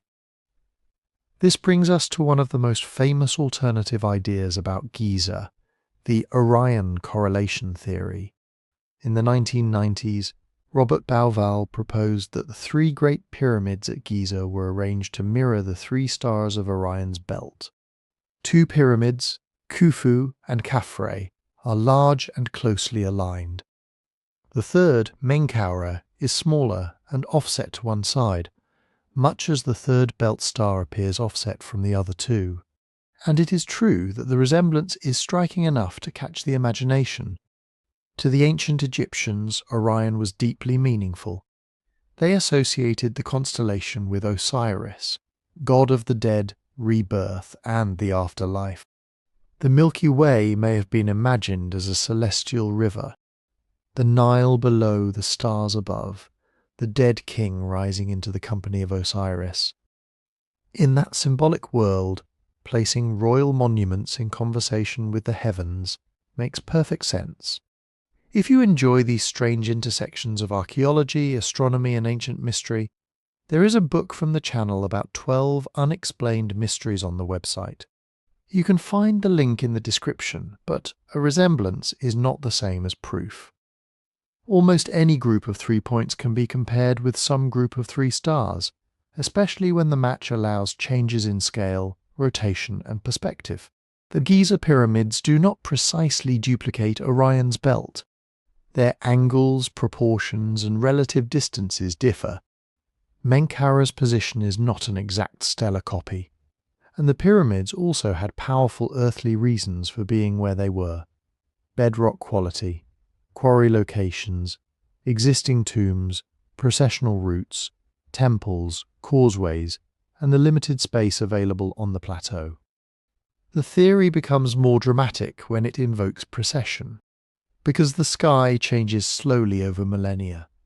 Proponents have argued that the pyramid pattern matches Orion not best around 2500 BCE, but around 10,500 BCE. In that earlier age, they say, Orion's belt would have stood in a position relative to the horizon that better reflected the layout of Giza and the Nile. It is an enormous claim. It would push the plan behind the pyramids back thousands of years before dynastic Egypt. But the argument depends on selecting particular correspondences and treating them as intentional. Why should the Nile represent the Milky Way in one precise arrangement? Why should one chosen date be preferred over others? Why would builders preserve a sky map from a distant prehistoric age while leaving no tools, settlements, inscriptions, or construction traces from that civilization? These questions do not make the stars unimportant. They simply remind us to separate what we know from what we wish the pattern might mean. What we know is that ancient Egyptians were skilled observers of the heavens. Their calendars followed the annual cycle. The rising of Sirius helped mark the approach of the Nile flood. Their temples and tombs contained star imagery. Pyramid texts speak of the dead king ascending to the imperishable northern stars. The orientation of royal monuments was tied to real astronomical beliefs, real ritual practice, and real technical knowledge. What remains uncertain is whether Giza is a literal map of Orion or a message carried from an age before Egypt. Perhaps the pyramid builders looked to Orion because Osiris mattered. Perhaps they looked north because eternal stars mattered. Perhaps their architecture joined earth and sky in ways we can only partly recover. That is already extraordinary. And perhaps it is enough to let the ancient Egyptians be brilliant without requiring them to be heirs to a vanished civilization. And once you begin to accept that ancient Egyptian surveyors could read the sky with extraordinary care, another question rises quietly from the stone. How did they build something so large? The Great Pyramid of Khufu is not just old. It is enormous in a way that is difficult to feel from photographs. Its original height was about 146.5 meters, nearly 481 feet. For almost 4,000 years, it was the tallest human-made structure on Earth. Its base covers more than 13 acres. Each side originally measured about 230 meters, around 755 feet, and it was assembled from perhaps 2 million stone blocks, though estimates vary depending on how the internal structure is counted. Most of those blocks are limestone. Some are manageable by ancient construction standards, perhaps 2 or 3 tons. But others, especially the granite beams used above the king's chamber, weigh tens of tons. The largest may exceed 50 tons. That is where the feeling of mystery begins. A structure this large, built with such straight sides, such a level base, and such careful orientation, can seem to demand some hidden technology. Machines we have lost, tools beyond the abilities of a Bronze Age society, a vanished civilization handing down knowledge from a deeper and stranger past. But there is an important distinction here. Something can be difficult to explain in every detail without being impossible to explain in principle. The Egyptians had no steel cranes, no engines, no modern surveying lasers. But they had something that can be just as powerful over a long project: organized labor, practical mathematics, patient observation, simple machines, and years of planning. The base of the Great Pyramid is remarkably level. The difference across its enormous foundation is only a small fraction of a meter. How could this be done? One likely answer is water. Water seeks its own level.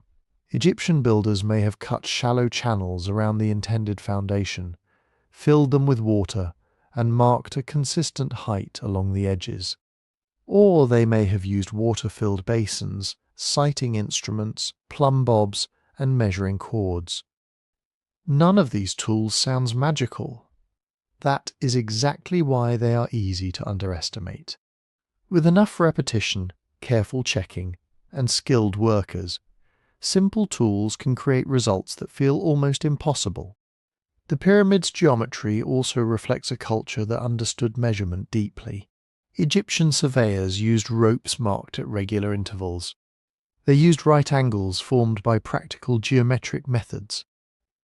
They worked with a royal cubit, a measuring standard roughly 52 centimeters long, divided into smaller units. Surviving cubit rods show that Egyptian measurement was not casual. It was formal, standardized, and connected to administration, taxation, land surveying and building. A kingdom that could measure fields after the Nile flood could also measure a royal monument. Then there is the stone itself. Much of the limestone for the Great Pyramid came from quarries right on the Giza Plateau. Workers did not need to drag every block across Egypt. They could cut stone close to the construction site, shape it roughly, and move it in stages toward the rising monument.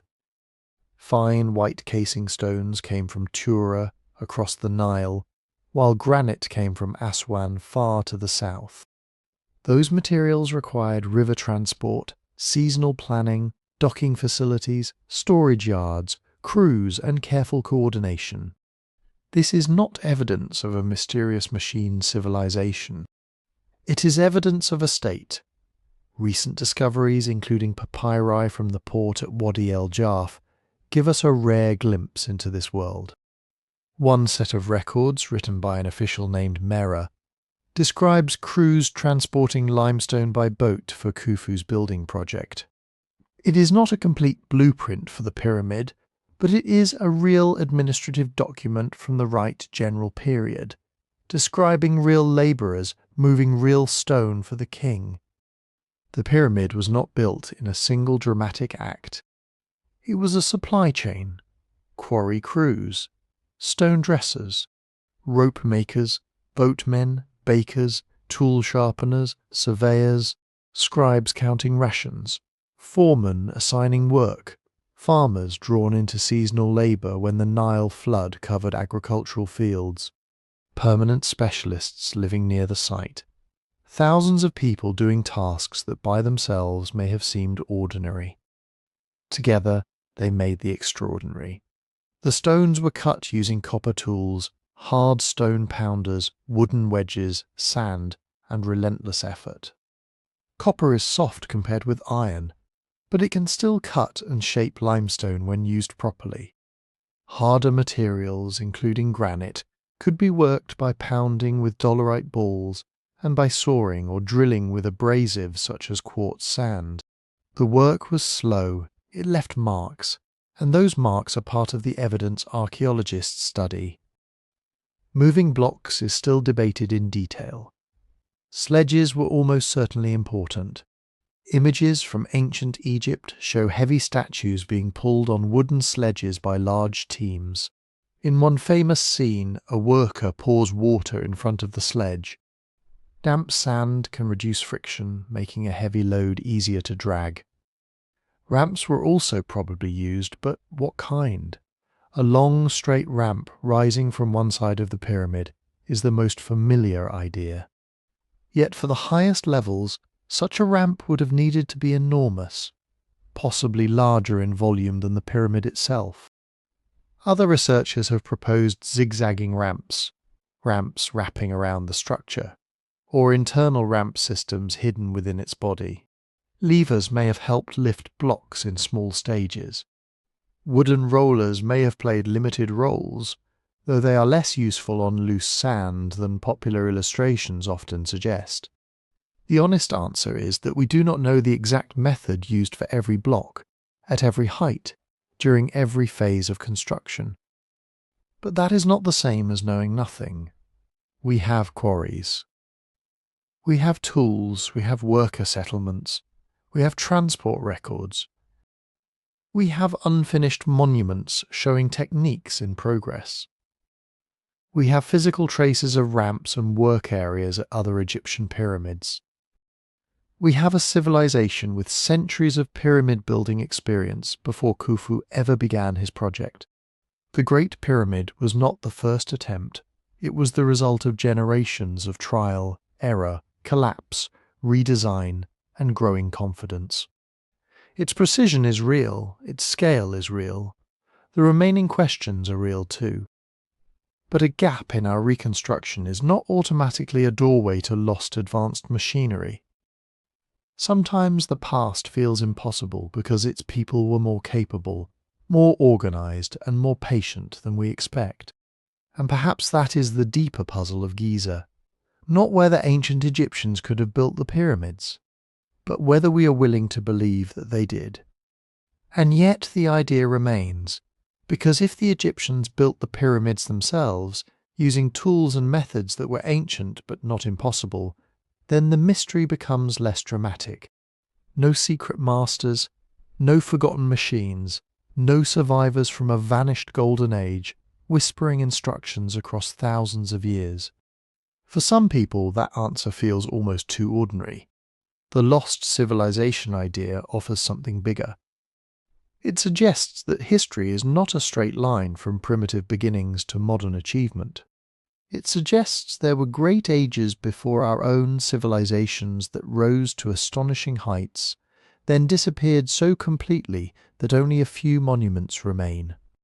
A pyramid, a strange map, a legend preserved in fragments. It is a powerful story because it turns the past into a buried mirror of ourselves. Maybe they had everything: cities, ships, science, art, knowledge of the stars. Maybe they became proud, careless, or unlucky. Then came the flood, the earthquake, the fire, the changing climate. Their world sank beneath the sea or vanished under the sand. And much later, the Egyptians inherited the ruins. This is where Atlantis usually enters the conversation. Atlantis is often treated as if it were an ancient Egyptian record, or an archaeological mystery waiting to be solved. But its earliest known source is much more specific. It comes from the Greek philosopher Plato, writing in the 4th century BCE, more than 2,000 years after Khufu's pyramid was built. Plato tells the story in two dialogues, the Timaeus and the Critias.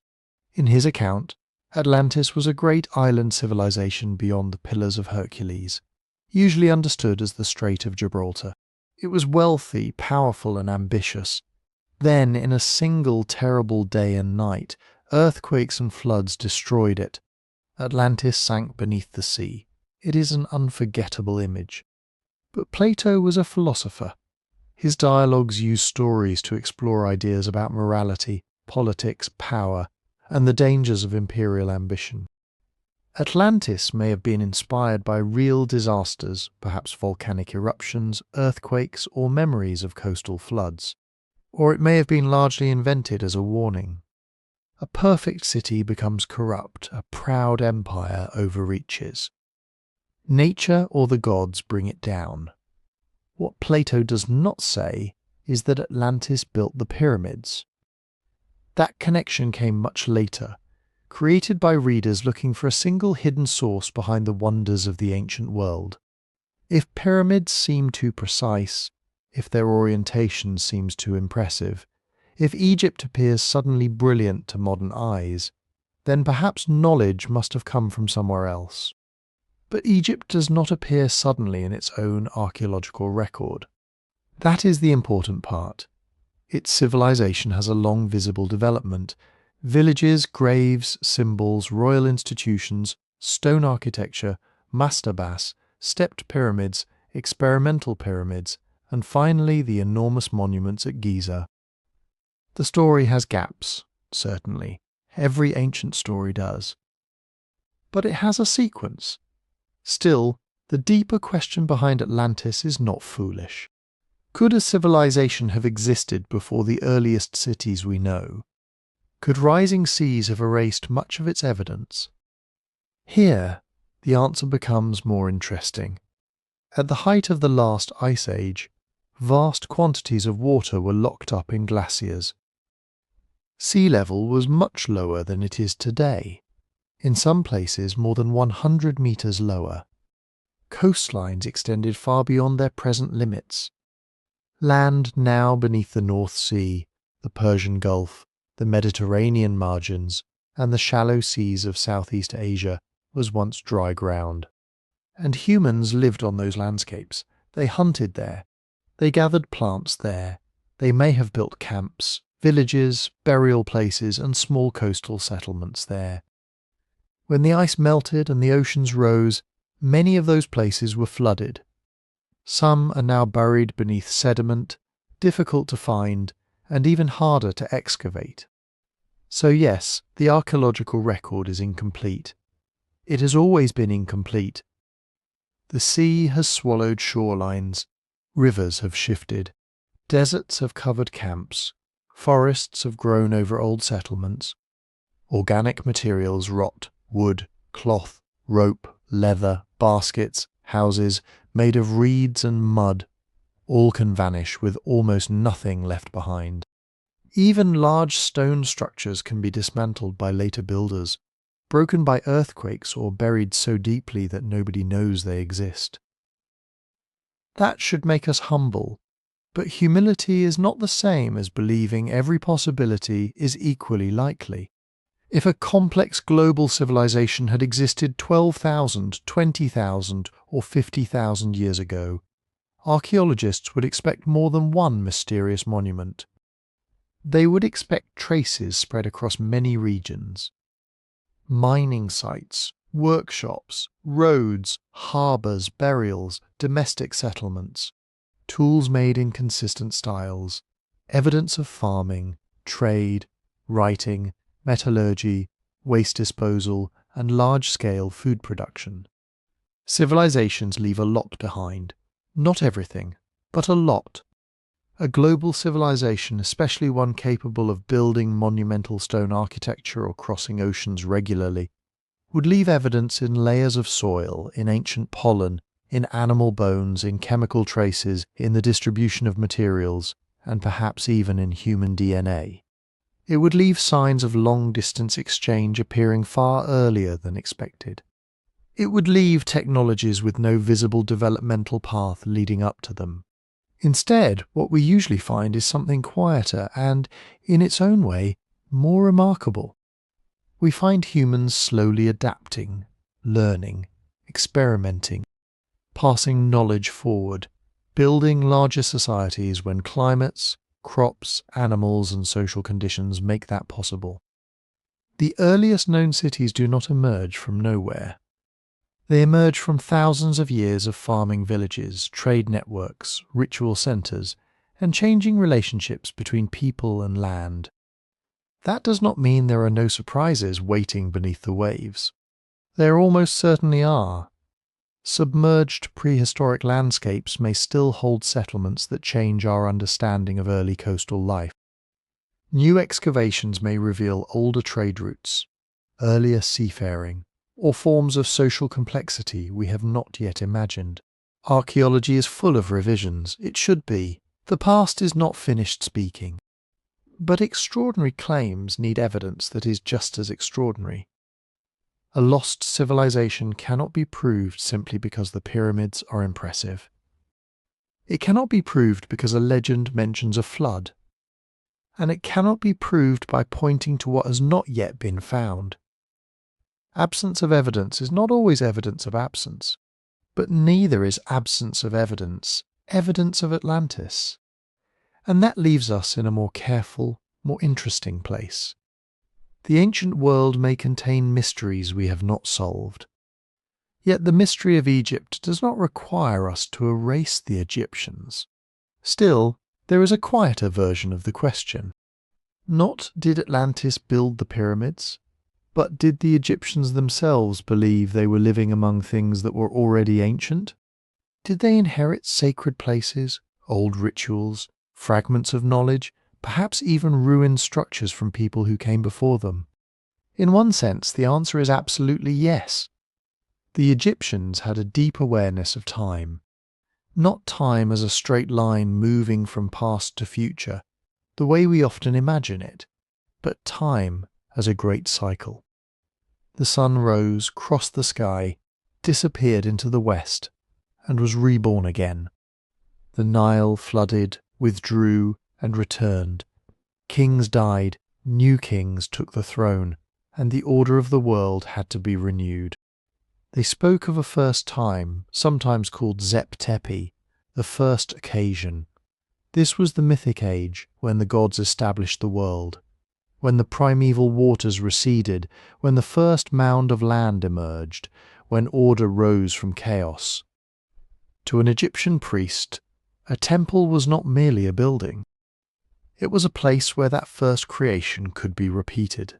Its sanctuary could stand for the first mound rising from the waters. Its rituals could help keep the sun moving, the Nile returning, the kingdom stable. That is a very ancient feeling, but ancient feeling is not necessarily ancient construction history. When Egyptian texts describe gods ruling before human kings, or speak of a remote golden age, they are not giving us a calendar. They are speaking in sacred time, mythic time, a time before ordinary human history, where the world was still being arranged by divine hands. And yet myths often grow around real landscapes: a hill, a spring, an unusual rock formation, an old cemetery, a ruined wall half buried in sand. These places can become sacred because people have used them for generations. Then, after centuries pass, nobody remembers exactly who began the tradition. The place simply feels older than memory. Egypt had many such places. At Abydos, one of Egypt's most important sacred centres, rulers of the earliest dynasties were buried beside even older pre-dynastic cemeteries. Later Egyptians believed Abydos was connected to Osiris, god of death and resurrection. Pilgrims came there for more than 2,000 years. Kings built monuments there, priests performed rituals there, and ordinary people left offerings in hopes of sharing in the god's eternal life. But before the great temples and royal processions, there had been small communities along the Nile. Farmers, herders, craftspeople, traders and families burying their dead in the desert edge beyond their settlements. This is the world of pre-dynastic Egypt. Long before the first pharaohs, cultures such as the Badarian and Naqada communities were living in the Nile Valley. By the 5th and 4th millennia BCE, people in Upper Egypt were making distinctive pottery, carving stone vessels, working copper, trading materials over long distances, and burying certain individuals with goods that suggested growing differences in wealth and status. They were not yet Egyptians in the later dynastic sense. There was no unified kingdom stretching from the Mediterranean to the First Cataract. No old kingdom bureaucracy, no great pyramid, no pharaoh commanding tens of thousands of labourers.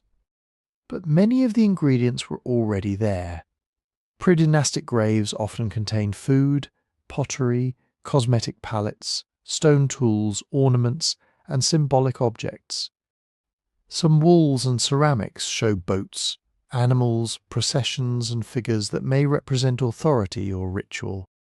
Over time, we begin to see images that feel increasingly familiar. Standards carried in ceremonies, powerful rulers, captive enemies, falcons, cattle, boats moving along the Nile. The famous imagery of later Egypt did not appear fully formed one morning beneath the desert sun. It developed gradually through many generations of experiments in art, ritual, and power. Even the architecture has a visible ancestry. Before pyramids, there were houses of mud brick and reed. There were storage buildings, workshops, shrines, tombs cut into the ground, and rectangular burial structures that eventually developed into mastabas. The first monumental stone complexes did not emerge from a vacuum. They borrowed forms that had already existed in more temporary materials. Stone architecture in a way remembered mud brick architecture. Columns resembled bundles of reeds. Carved ceilings resembled wooden beams. Tomb facades preserved the appearance of palace walls. The Egyptians were not simply inventing new things. They were translating older forms into materials that could survive longer. And this is where inheritance becomes real, though perhaps not in the dramatic way people imagine. Every civilization inherits. It inherits sacred sites, local stories, methods of building, patterns of burial, styles of art, and ways of organizing the landscape. Early dynastic kings inherited the Nile Valley from pre-dynastic communities. Old kingdom builders inherited the institutions created by those kings. Later pharaohs inherited monuments that were already centuries old. They restored them, reused them, claimed connections to them.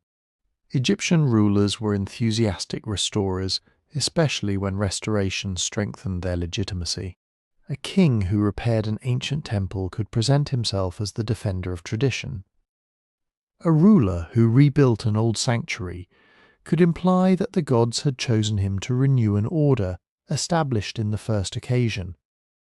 Sometimes restoration inscriptions are wonderfully direct. A king says that he found a monument ruined and rebuilt it better than before. But such statements need careful reading. They may preserve genuine repair work. They may also be political language. In Egypt, saying something was ancient made it powerful.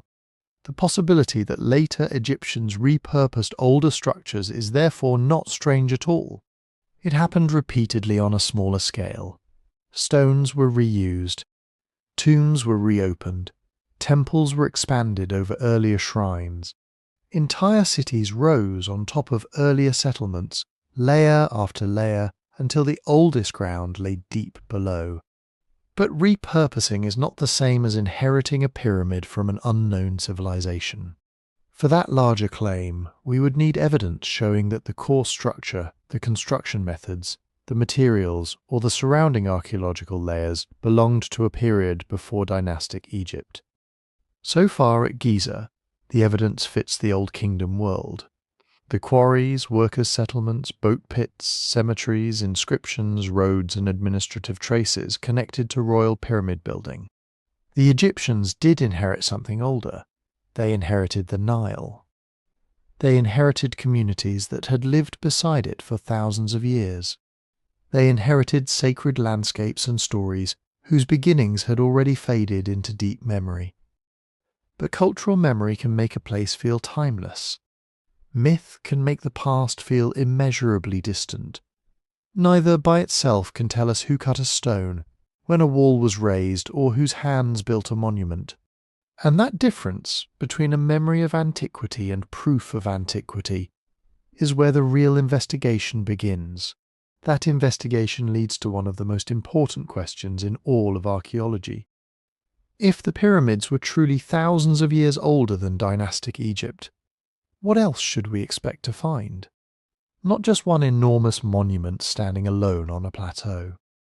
Civilizations do not usually leave a single clue. They leave systems, layers of ordinary life. The quiet debris of people eating, working, trading, arguing, raising children, burying their dead, repairing their homes and throwing away broken things. A pyramid is the spectacular part, but the spectacular part depends on everything around it. To build a monument on the scale of the Great Pyramid, somebody would need food surpluses large enough to support workers who were not farming full-time. They would need quarries, transport routes, tools, workshops, overseers, storage facilities, and some way of organizing labor across seasons and years. They would need skilled stoneworkers, rope makers, carpenters, potters, boat crews, and people capable of supplying all of them. And all of those people leave traces. We would expect settlements, perhaps not cities in the modern sense, but villages, work camps, storage areas, and places where tools were made and repaired. We would expect hearths, animal bones, grain remains, pottery fragments, grinding stones, fishing equipment, and the ordinary refuse that gathers wherever large numbers of people live. We would expect graves. Ancient Egypt is unusually rich in graves because its dry desert margins preserved them so well. Even people without royal wealth often left behind burials containing pottery, beads, tools, food offerings, or personal ornaments. A civilization capable of organizing pyramid construction should have had communities around it. Those communities should have had their own dead. and at least some of those dead should have entered the archaeological record. We would also expect a technological background. The Great Pyramid was not made by placing random stones on top of one another. Its builders quarried limestone-shaped blocks, transported them, planned courses, aligned corners, and managed a structure containing millions of pieces. A much earlier pyramid building culture would likely leave evidence of its own tools, quarry marks, stoneworking traditions, and earlier experiments in large-scale construction. That is one reason the visible sequence before Giza matters so much. Across Egypt, we can trace mastabas, early royal tombs, the step pyramid of Djoser, and the later pyramids of Sneferu. We can see builders trying new forms, encountering problems, changing angles, adapting techniques. The bent pyramid at Dahshur is especially revealing. Its angle changes partway up, probably because the original design created structural concerns. It is not the work of people who appeared from nowhere with perfect knowledge. It is part of a long, very human process of trial, ambition, adjustment and learning. An alternative chronology would need to explain that sequence too. It would need to explain why a supposedly much older, more advanced pyramid tradition left so little visible evidence of itself, while the dynastic Egyptians left a dense and expanding trail of tombs, ceramics, inscriptions, settlements, tools, roads, quarries, and administrative records. Writing is especially important, though it is not always required. A society does not need writing to create impressive structures. Göbekli Tepe in modern Turkey was built thousands of years before Egyptian hieroglyphs. But the larger and more organized a society becomes, the more useful record-keeping tends to be. Grain deliveries, work assignments, land claims, trade agreements, religious offerings, and royal authority all create pressure for some system of counting and communication. For Old Kingdom Egypt, we have writing connected to the Pyramid Age. Not everywhere, not in unlimited quantity, but enough to place the monuments within a living administrative world. We have quarry inscriptions, titles of officials, marks left by work crews, and the later discovered papyri from Wadi al-Jarf, which record expeditions transporting limestone during Khufu's reign. A civilization, thousands of years earlier, might have used another writing system. Perishable records, or no writing at all. That remains possible in the abstract, but every additional exception makes the argument more difficult. The earlier culture would have to be sophisticated enough to build vast stone monuments, yet leave behind almost no clearly identifiable settlements, graves, tools, scripts, trade goods, or developmental stages. Now, absence is complicated. Archaeologists are careful about saying that something does not exist simply because it has not been found. Much of Egypt remains unexcavated. The Nile has shifted course many times. Its annual floods buried old settlements beneath silt, washed away riverbank sites, and covered parts of the ancient landscape with later villages and modern farms. The Nile Valley is both generous and cruel to archaeology. Desert cemeteries can survive for millennia in dry sand. But settlements built from mud brick near the river can dissolve, erode, or disappear beneath layers of mud. The places where people lived are often harder to find than the places where they buried their dead. The Sahara presents another problem. It was not always the vast dry desert we know today. During wetter periods, lakes, grasslands, and seasonal rivers supported human communities across areas that are now harsh and empty. Some sites may lie beneath dunes. Others may have been scattered by wind, exposed and eroded for thousands of years, or hidden in remote places few archaeologists have surveyed. So undiscovered evidence is always possible. There may be older settlements beneath Nile silt. There may be unknown cemeteries in the desert. There may be records of human activity from periods we understand only dimly. Archaeology changes constantly, and new discoveries have repeatedly pushed back the dates of farming, seafaring, art, and monument building in different parts of the world. But there is a difference between evidence that is undiscovered and evidence that is strongly absent. If we propose a small camp of hunter-gatherers beside an ancient lake, it is easy to understand why little might survive. A few hearths, stone flakes, bones, perhaps a scatter of tools. But if we propose a civilization capable of constructing the Great Pyramid thousands of years before Egypt, the expected footprint becomes much larger. Such a society would need a population, it would need resources. It would need supply networks reaching quarries, forests, copper sources, and food-producing regions. It would need knowledge passed between generations. It would need places where thousands of workers ate, slept, laboured, and died. Those things can vanish in part. They rarely vanish completely. And that is the missing evidence problem. The question is not whether ancient people could have been more capable than we once assumed. They often were. The question is whether the evidence around Giza points to an unknown civilization before Egypt, or to the Egyptians of the Old Kingdom, inheriting a long predynastic past and building on it with extraordinary skill. For now, the surrounding context points overwhelmingly toward the Old Kingdom.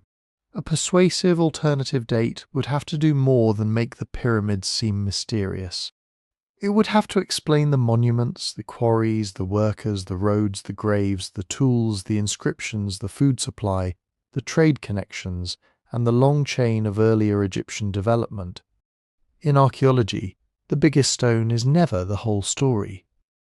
Sometimes the answer is waiting in the smallest fragment: a discarded pot sherd, a charcoal stain in the soil, a seal impression, a worker's nickname painted in red on a hidden block. And beneath the sand, there may still be fragments we have not yet learned how to read. And that is why archaeology has to remain patient. Not passive, not closed-minded, patient, because history has changed before. Dates once treated as secure have been moved, sometimes by centuries, sometimes by thousands of years.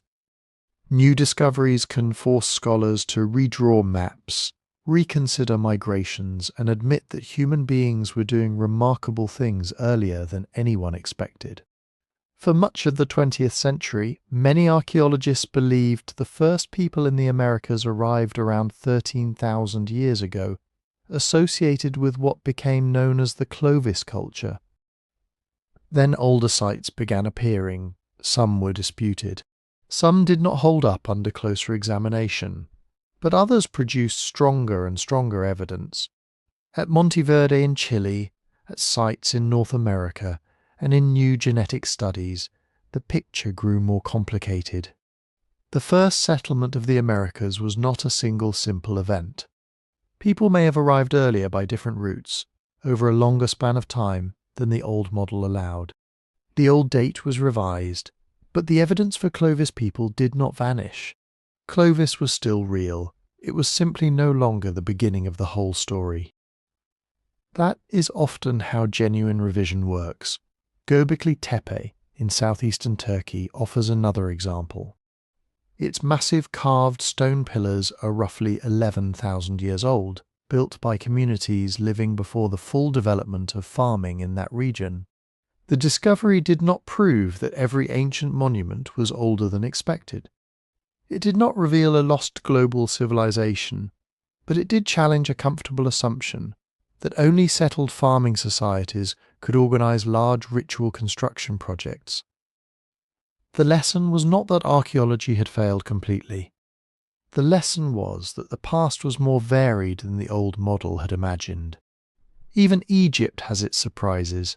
The desert has yielded evidence of early communities, shifting trade routes, forgotten settlements, and changing environments that make the ancient landscape more complicated every year. The papyri from Wadi al-Jarf were a genuine surprise. Preserved beside the Red Sea, they included records from the reign of Khufu, including the diary of an official named Mera, who described transporting limestone for a project called Akhet Khufu, Khufu's Horizon. They did not answer every question about the Great Pyramid, but they brought us unexpectedly close to the administrative machinery behind it. A new discovery can change an interpretation without overturning every piece of prior evidence.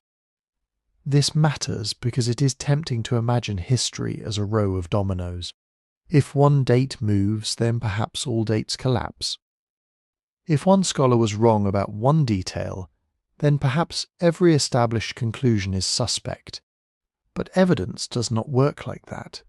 The date of Giza is not resting on one fragile claim. It rests on many overlapping lines of evidence: the development of Egyptian pyramid building before Khufu, the royal cemeteries around the plateau, quarry marks bearing Khufu's name, worker settlements, administrative records, pottery, radiocarbon dates from organic material, and the larger history of the Fourth Dynasty. Any one piece can be discussed. Some dates have margins of uncertainty. Some interpretations are debated. Archaeologists argue constantly about methods, meanings, and details. That argument is not a flaw in the system. It is one of the ways the system corrects itself. A proposed revision has to survive more than excitement. It needs clear excavation records. Where exactly was an object found? Was it sealed beneath a known layer, mixed into later debris, or recovered from disturbed ground? What material was tested?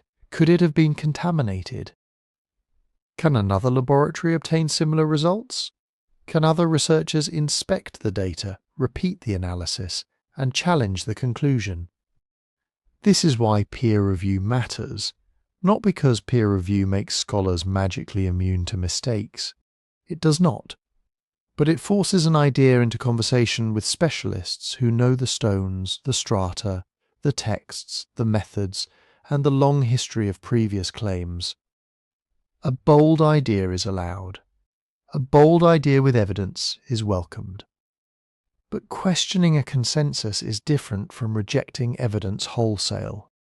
It is reasonable to ask whether a monument has been misunderstood, whether an older layer lies hidden nearby, whether a new dating method might clarify an old problem. It is less reasonable to dismiss every inscription, excavation, and artifact connected to the Old Kingdom simply because the pyramids feel too impressive to belong there. Feeling wonder is not evidence against a date. In fact, the Old Kingdom date is wondrous enough. It tells us that more than 4,500 years ago, human beings organized knowledge, labor, stone, food, transport, and belief on a scale that still makes us pause.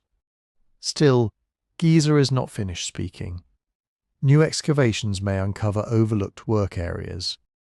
Chemical studies may identify sources of materials more precisely. Remote sensing may reveal buried walls, voids, pathways, or traces of earlier activity beneath later deposits. Some discovery may alter a detail we now take for granted. Perhaps it will make the story richer, stranger, and more human. But archaeology does not need to predict the surprise before it arrives. It only needs to remain ready for it.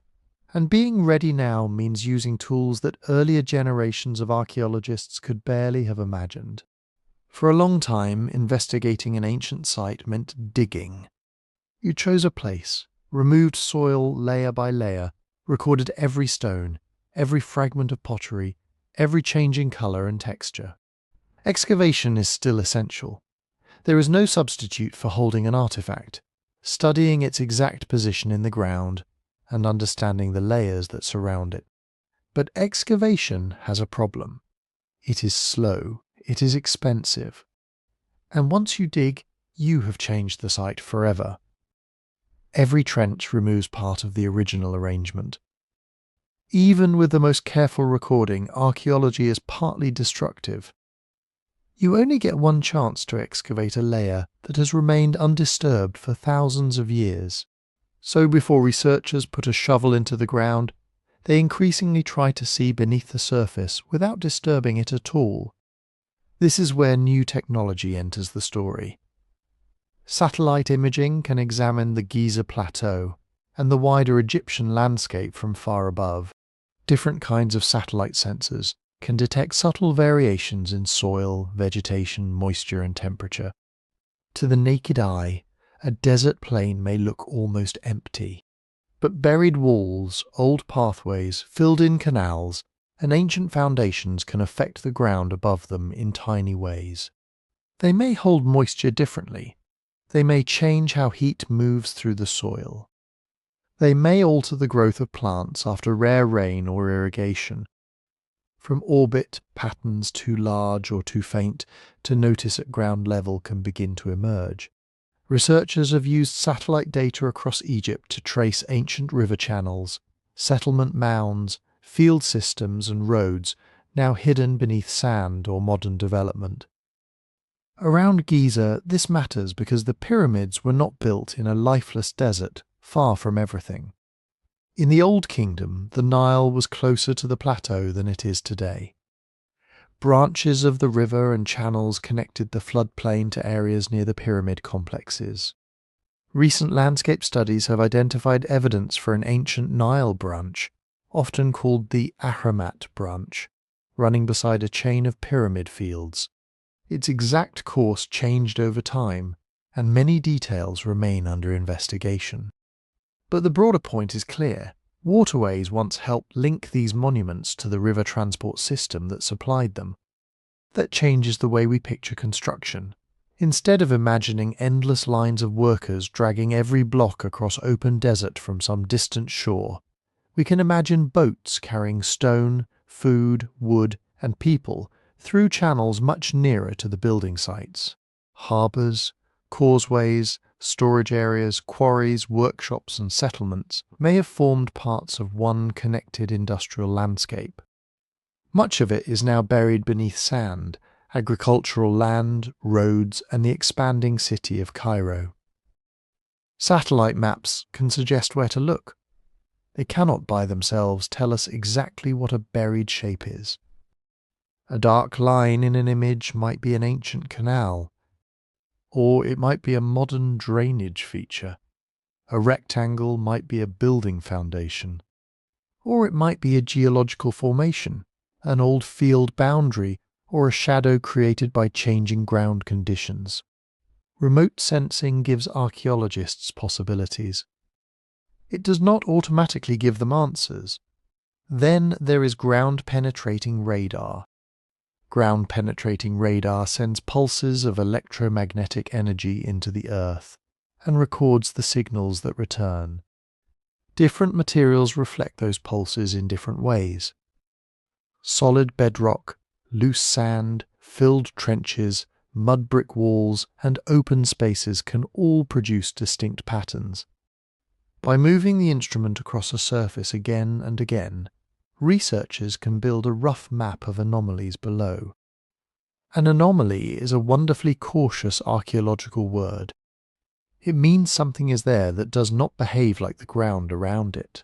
Sometimes that something becomes a wall, sometimes a pit, sometimes a buried chamber, sometimes nothing more dramatic than a natural crack in the limestone. Thermal surveys work on a similar principle of patient comparison. Stone and sand absorb, hold, and release heat at different rates. A solid wall may warm or cool differently from a hollow space behind it. By measuring temperatures across a monument at certain times of day, researchers can identify unusual areas that may deserve closer study. In 2015, a project called Scan Pyramids reported thermal anomalies on the Great Pyramid.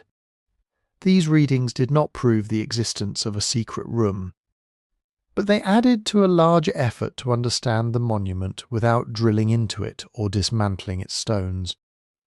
The most remarkable results came from another technique altogether, muon scanning. Muons are tiny particles produced when cosmic rays strike Earth's atmosphere. They pass constantly through the world around us, including through stone. Dense material blocks more of them. Empty space allows more to pass through. By placing detectors in or near a structure, and counting the muons arriving from different directions, scientists can create something like an X-ray of enormous stone buildings. The Great Pyramid is an ideal, and extremely difficult, subject for this method. Its internal passages are known, but its vast mass still contains uncertainties. In 2017, researchers announced evidence for a previously unknown void above the Grand Gallery. The space was large, perhaps at least 30 meters long, though its precise shape, purpose, and accessibility remain uncertain. That last part is important. A void is not automatically a chamber. It may be a corridor, it may be a construction space. It may be a series of smaller gaps. It may have been deliberately left to reduce weight or redirect pressure inside the pyramid. Ancient builders understood stone, stress, and balance in practical ways that modern observers are still trying to reconstruct. Later muon studies also identified a corridor-like space behind the pyramid's north face, near the original entrance. This discovery showed that non-invasive methods can reveal real hidden features. But it did not tell us that Khufu's burial chamber is undiscovered, or that the pyramid contains a forgotten archive, or that its builders belong to some civilization far older than Egypt. Technology can open a door in our understanding. It cannot decide what lies beyond that door without more evidence. And that is the strange, calm promise of modern archaeology at Giza. Beneath the surface may be ancient quarries, work ramps, harbour installations, tombs, walls, and traces of people whose names were never written down. There may be older activity beneath later monuments. There may be unexpected details in the story of how the plateau was planned and used. Future scans may refine the map. New cores may trace vanished waterways. Careful excavations may test anomalies suggested by radar or satellites. And piece by piece, the ground beneath the pyramids may become less silent. Not because machines can replace archaeology, but because they can help archaeologists ask better questions before they begin to dig. And better questions lead to the hardest question of all. What would it actually take to prove that the pyramids of Giza are thousands of years older than the Old Kingdom of Egypt? Not to suggest it, not to make it feel possible, not to point to a strange weathering pattern, an unusual astronomical alignment, or a mathematical feature that seems unexpectedly advanced. To prove it, the answer is less dramatic than hidden chambers and lost civilizations. It would require evidence with a secure connection to the monument itself, evidence that could be tested, questioned, retested, and still remain standing. The strongest kind would be a direct date from material placed during construction. Stone itself is difficult to date in the way people often imagine. Limestone can be millions of years old because it formed from ancient marine sediments. Knowing the age of the limestone tells us when the rock was created by geological processes. It does not tell us when a human crew cut it from a quarry, dragged it across the plateau and set it into a pyramid. So archaeologists look for things associated with building. Organic material is especially useful: charcoal from a construction fire, reeds used in mortar, wood from a temporary support, plant fibres trapped in a sealed layer of plaster or mud. These materials once lived, and because they once lived, they can sometimes be dated through radiocarbon analysis. Imagine finding a small piece of charcoal embedded deep inside original mortar between two blocks, in a place untouched since the pyramid was built. If that charcoal consistently dated to, say, 7000 BCE, that would be extraordinary. It would not just raise questions, it would force a complete rethinking of Egyptian history. But there is a complication. Old wood exists. A builder in 2500 BCE could burn or reuse wood that had already been dead for centuries. In a dry environment, wood can survive for a very long time. A single old radiocarbon date, especially from charcoal with an uncertain history, would not be enough to overturn the chronology of Giza. It might be interesting, it might be puzzling, it might deserve more investigation. But one surprising result is not the same thing as a new historical timeline. What researchers would need is a pattern, multiple samples, taken from different areas, collected under carefully documented conditions, tested in more than one laboratory, all pointing toward the same earlier period, and, crucially, all clearly associated with the original construction rather than later repair, later occupation, ancient disturbance or modern contamination. That word, associated, carries enormous weight. In archaeology context is almost everything. A piece of ancient wood found beside a pyramid is not necessarily pyramid wood. It could have been brought by wind, animals, travellers, tomb robbers, later workers or archaeologists. It could come from a nearby burial. It could belong to a settlement that existed before or after the pyramid. The desert is not an empty time capsule. For thousands of years, people have lived, worked, buried their dead, built shrines, dug tunnels and carried materials across the Giza Plateau.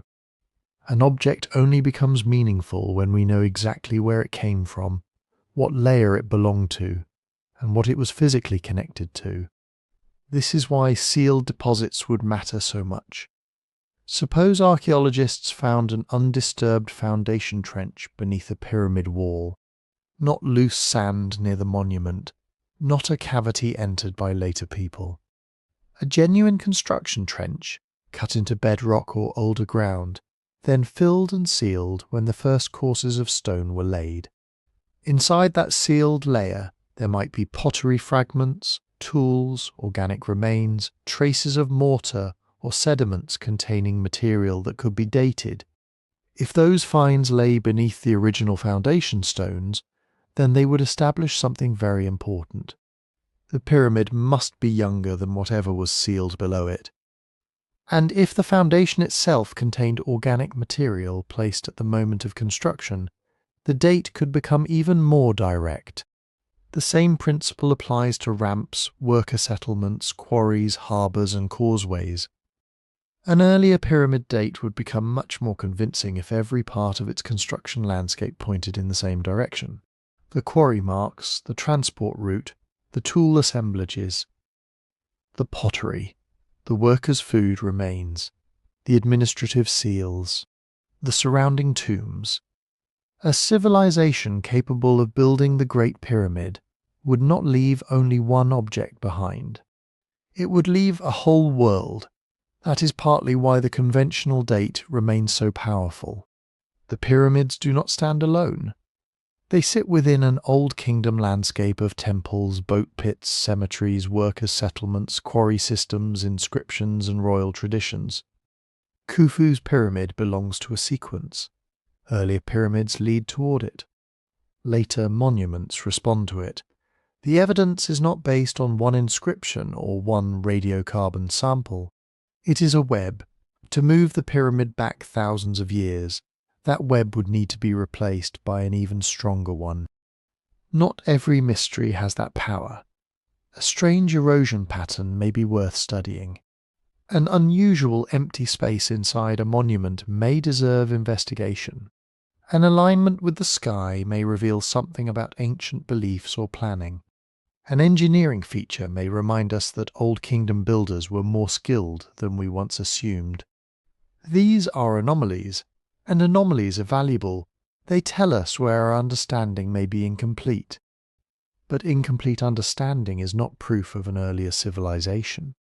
There is a quiet difference between saying, we do not yet know exactly why this feature exists, and saying, therefore, the entire monument must belong to a forgotten age. The first statement is archaeology, the second is a leap. And sometimes leaps land in the right place. History has been revised before. Cities have been found when nobody expected them. Scripts have been deciphered. Entire populations have emerged from genetic evidence, buried settlements, and a few patient excavations. But real surprises become accepted because the evidence accumulates. Different methods begin agreeing. Independent researchers can inspect the data. Critics try to find flaws and fail. The result becomes stronger not because everyone wants it to be true, but because it survives every attempt to prove it wrong. That is what an earlier date for the pyramids would require. Not faith, not ridicule, not a refusal to wonder, just evidence securely found, carefully dated, independently confirmed, and impossible to fit within the history we already know. Until then, the mysteries of Giza remain real mysteries.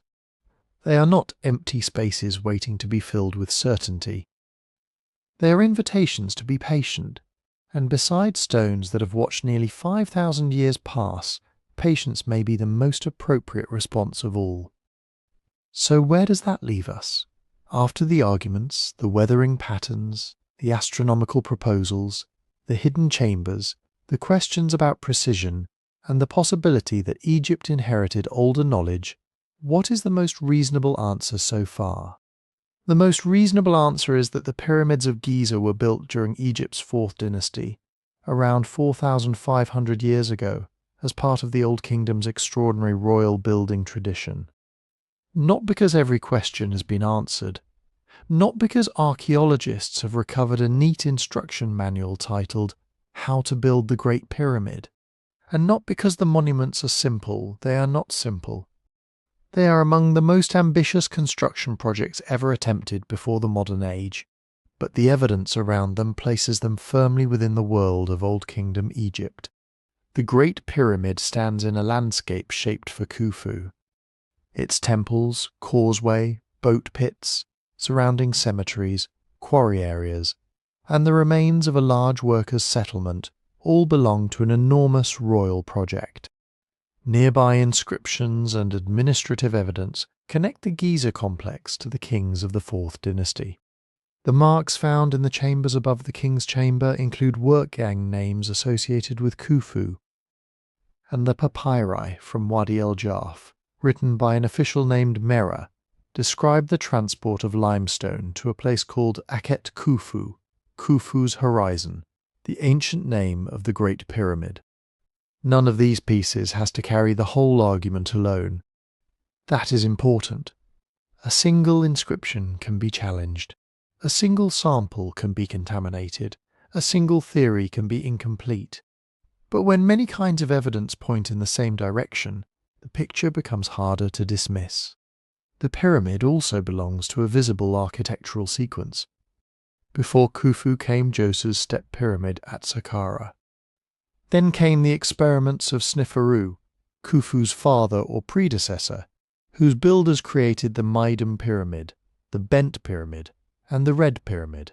Across these monuments, we can see Egyptian architects learning, adjusting, taking risks, and gradually refining the form. The Great Pyramid does not appear in an empty desert as an isolated miracle. It appears at the high point of a long period of experimentation. That does not make it less amazing. In some ways, it makes it more amazing. Because it means that generations of builders, stonecutters, surveyors, boatmen, scribes, food suppliers, priests and labourers worked together to turn an idea into stone. The pyramid was not the achievement of one mysterious genius. It was the achievement of an entire society capable of organising knowledge on a breathtaking scale. Still, there are real uncertainties. We do not know every detail of how the blocks were moved. Ramps were almost certainly involved in some form, but the exact ramp systems may have changed from one stage of construction to another. Straight ramps, zigzagging ramps, ramps wrapping around the structure, internal routes, levers, sledges, wet sand, hauling teams. Several methods may have worked together. We do not know the exact sequence of every chamber, passage and alteration inside the Great Pyramid. We do not know why some design choices changed during construction, and the Great Sphinx remains less securely documented than the pyramids beside it. Most Egyptologists connect it to Khafra and the Fourth Dynasty, based on its setting within Khafra's complex, its quarry relationships, and the broader archaeological context. But its original purpose, its precise construction sequence, and the history of its repairs still leave room for careful debate. Those are genuine mysteries. But they are mysteries inside an old kingdom landscape, not evidence that the entire landscape belongs to a vanished civilization thousands of years earlier. The arguments for much older dates are often built from features that feel difficult to explain. Deep erosion on the Sphinx, sophisticated alignments, vast stone blocks, mathematical proportions, construction precision that seems too advanced for the ancient world. And it is fair to say that these features deserve study. But difficult does not mean impossible. Unexplained does not mean prehistoric. And impressive does not mean inherited from a lost civilization. The danger is that we sometimes underestimate ancient people so completely that their achievements begin to look supernatural. We look at the Great Pyramid and think, no society without modern machines could have done this. But ancient societies did not need modern machines to possess intelligence, discipline, imagination, mathematics, practical engineering, and immense reserves of human cooperation. They had tools different from ours. They had time organized differently from ours. They had rulers with enormous authority, religious beliefs that gave cosmic meaning to royal monuments, and communities able to devote years, perhaps decades, to a single sacred project. The pyramids remain powerful because they do not need an imaginary lost age to make them meaningful. They are already the remains of a world that is difficult to fully enter. A world where a king's death was tied to the order of the stars, where stone could become a bridge between earth and eternity, where thousands of ordinary people could contribute to something so vast that, nearly 5 millennia later, it still changes the scale of the horizon. Perhaps that is the deeper lesson beneath all the speculation. The past was not primitive simply because it was ancient. The people who built at Giza were not lesser versions of us, waiting for modernity to make them capable. They were people with hands, minds, traditions, ambitions, fears, and hopes. They solved problems we can still only partly reconstruct. They created monuments that have survived kingdoms, religions, empires, and the slow abrasion of wind-blown sand. And that may be more astonishing than any lost civilization. Because the greatest mystery is not whether unknown people built the pyramids. It is that people we know existed in a world we can only faintly imagine were capable of building them at all. And so, as the night settles over the plateau, we can return to the question that brought us here. What if the pyramids are thousands of years older than Egypt? It is a powerful question, maybe powerful because it asks us to imagine a past even deeper than the one we already struggle to understand. A past before pharaohs, before hieroglyphs, before dynasties, before the names Khufu and Khafre were spoken beside the Nile. A past in which unknown people stood beneath unfamiliar stars and began shaping the limestone ridge at Giza for reasons lost beyond recovery. It is not impossible to ask that question. Questions are where history begins. Someone looks at a weathered stone, a strange alignment, an unfinished passage, a block too large to easily imagine moving, and says, "Wait a minute. How did this happen? What are we missing? Could the accepted story be incomplete?" Those are good instincts. Curiosity is not the enemy of history. Curiosity is the thing that sends archaeologists into deserts, into tombs, into archives, and beneath the ground with scanners and sensors. It is what makes someone carefully examine a scrap of papyrus, a quarry mark, a pottery fragment, or a line of erosion that everyone else has walked past. But curiosity also has to travel with patience, because the past is full of gaps. And when we find a gap, the human mind wants to fill it. Sometimes we fill it with the most dramatic explanation available, a lost civilization, a forgotten age, knowledge inherited from people far older and more advanced than anyone suspects. Maybe somewhere in the long human story there are surprises still waiting for us. Almost certainly there are. Archaeology changes all the time. New evidence can revise old assumptions. A buried settlement can appear where nobody expected one. A papyrus can survive in a cave for thousands of years and suddenly give us the voice of a person who once helped supply stone for a king's monument. The past is not finished speaking, but for now the strongest evidence still points to the Old Kingdom. The pyramids of Giza belong to ancient Egypt's great age of royal construction. They rise from a landscape of temples, tombs, quarries, causeways, workers, priests, boatmen, administrators and families who lived in the shadow of enormous state projects. They belong to a sequence of pyramid building that began with experiments, failures, corrections, and growing confidence. They belong to kings whose names were written, remembered, and attached to these monuments in the evidence that remains. That does not close every door. The Great Sphinx still watches from its enclosure with questions around it. The interior of the Great Pyramid still contains spaces whose purposes we debate. The exact methods used to raise every block and organize every stage of construction remain partly hidden. There may be chambers undiscovered, inscriptions not yet found, and details of ancient labor and engineering that would change the way we picture the whole project. But an unanswered question is not the same thing as evidence for an earlier civilization. Sometimes the honest answer is simply that we do not know yet. And there is something restful about that. You do not have to solve Giza tonight. You can let the pyramids remain large. You can let them keep some of their silence. Picture the plateau in the cool hours before dawn. The city of Cairo is far away beyond the edge of your imagination. The desert is quiet. The pyramids are dark shapes against a sky beginning to pale. The Great Pyramid rises with its impossible-looking stillness, every block resting on another block, all of them carrying the weight of nearly 4,500 years. Nearby, the Sphinx faces east. Wind moves over the sand. The stone remembers heat, rain, dust, footsteps, prayers, arguments, measurements, and wonder. It has watched ancient Egyptians bring offerings. It has watched Greek travellers arrive with stories.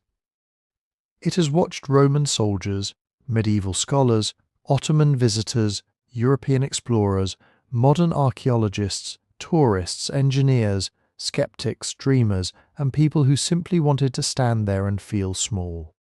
Stone, sky, memory, and unanswered questions, that is Giza. Not a puzzle with one final dramatic answer, but a meeting place between what we know and what we still hope to learn. A place where evidence matters, where imagination matters too, and where the distance between those two things should be crossed carefully. Maybe that is why the pyramids continue to call to us. They are old enough to make our own lives feel brief, precise enough to make us question our assumptions, silent enough that we keep supplying our own stories.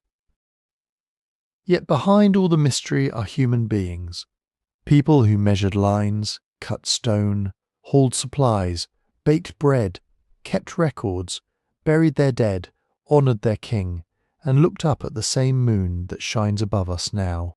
And perhaps for tonight that is enough. Thank you for resting beside these ancient stones with me. If you have a thought about the pyramids, the Sphinx, lost civilizations, or the mysteries that still keep you curious, leave a comment. And tell me where you are listening from. Maybe you are close to the Nile, far out in the desert, in a city apartment, on a night shift, or beneath a completely different sky. If you enjoyed this journey, please like, comment, and subscribe for more quiet history. And if you would like to support the channel in the best possible way, listen on Spotify through the link in the description. Until next time, sleep well.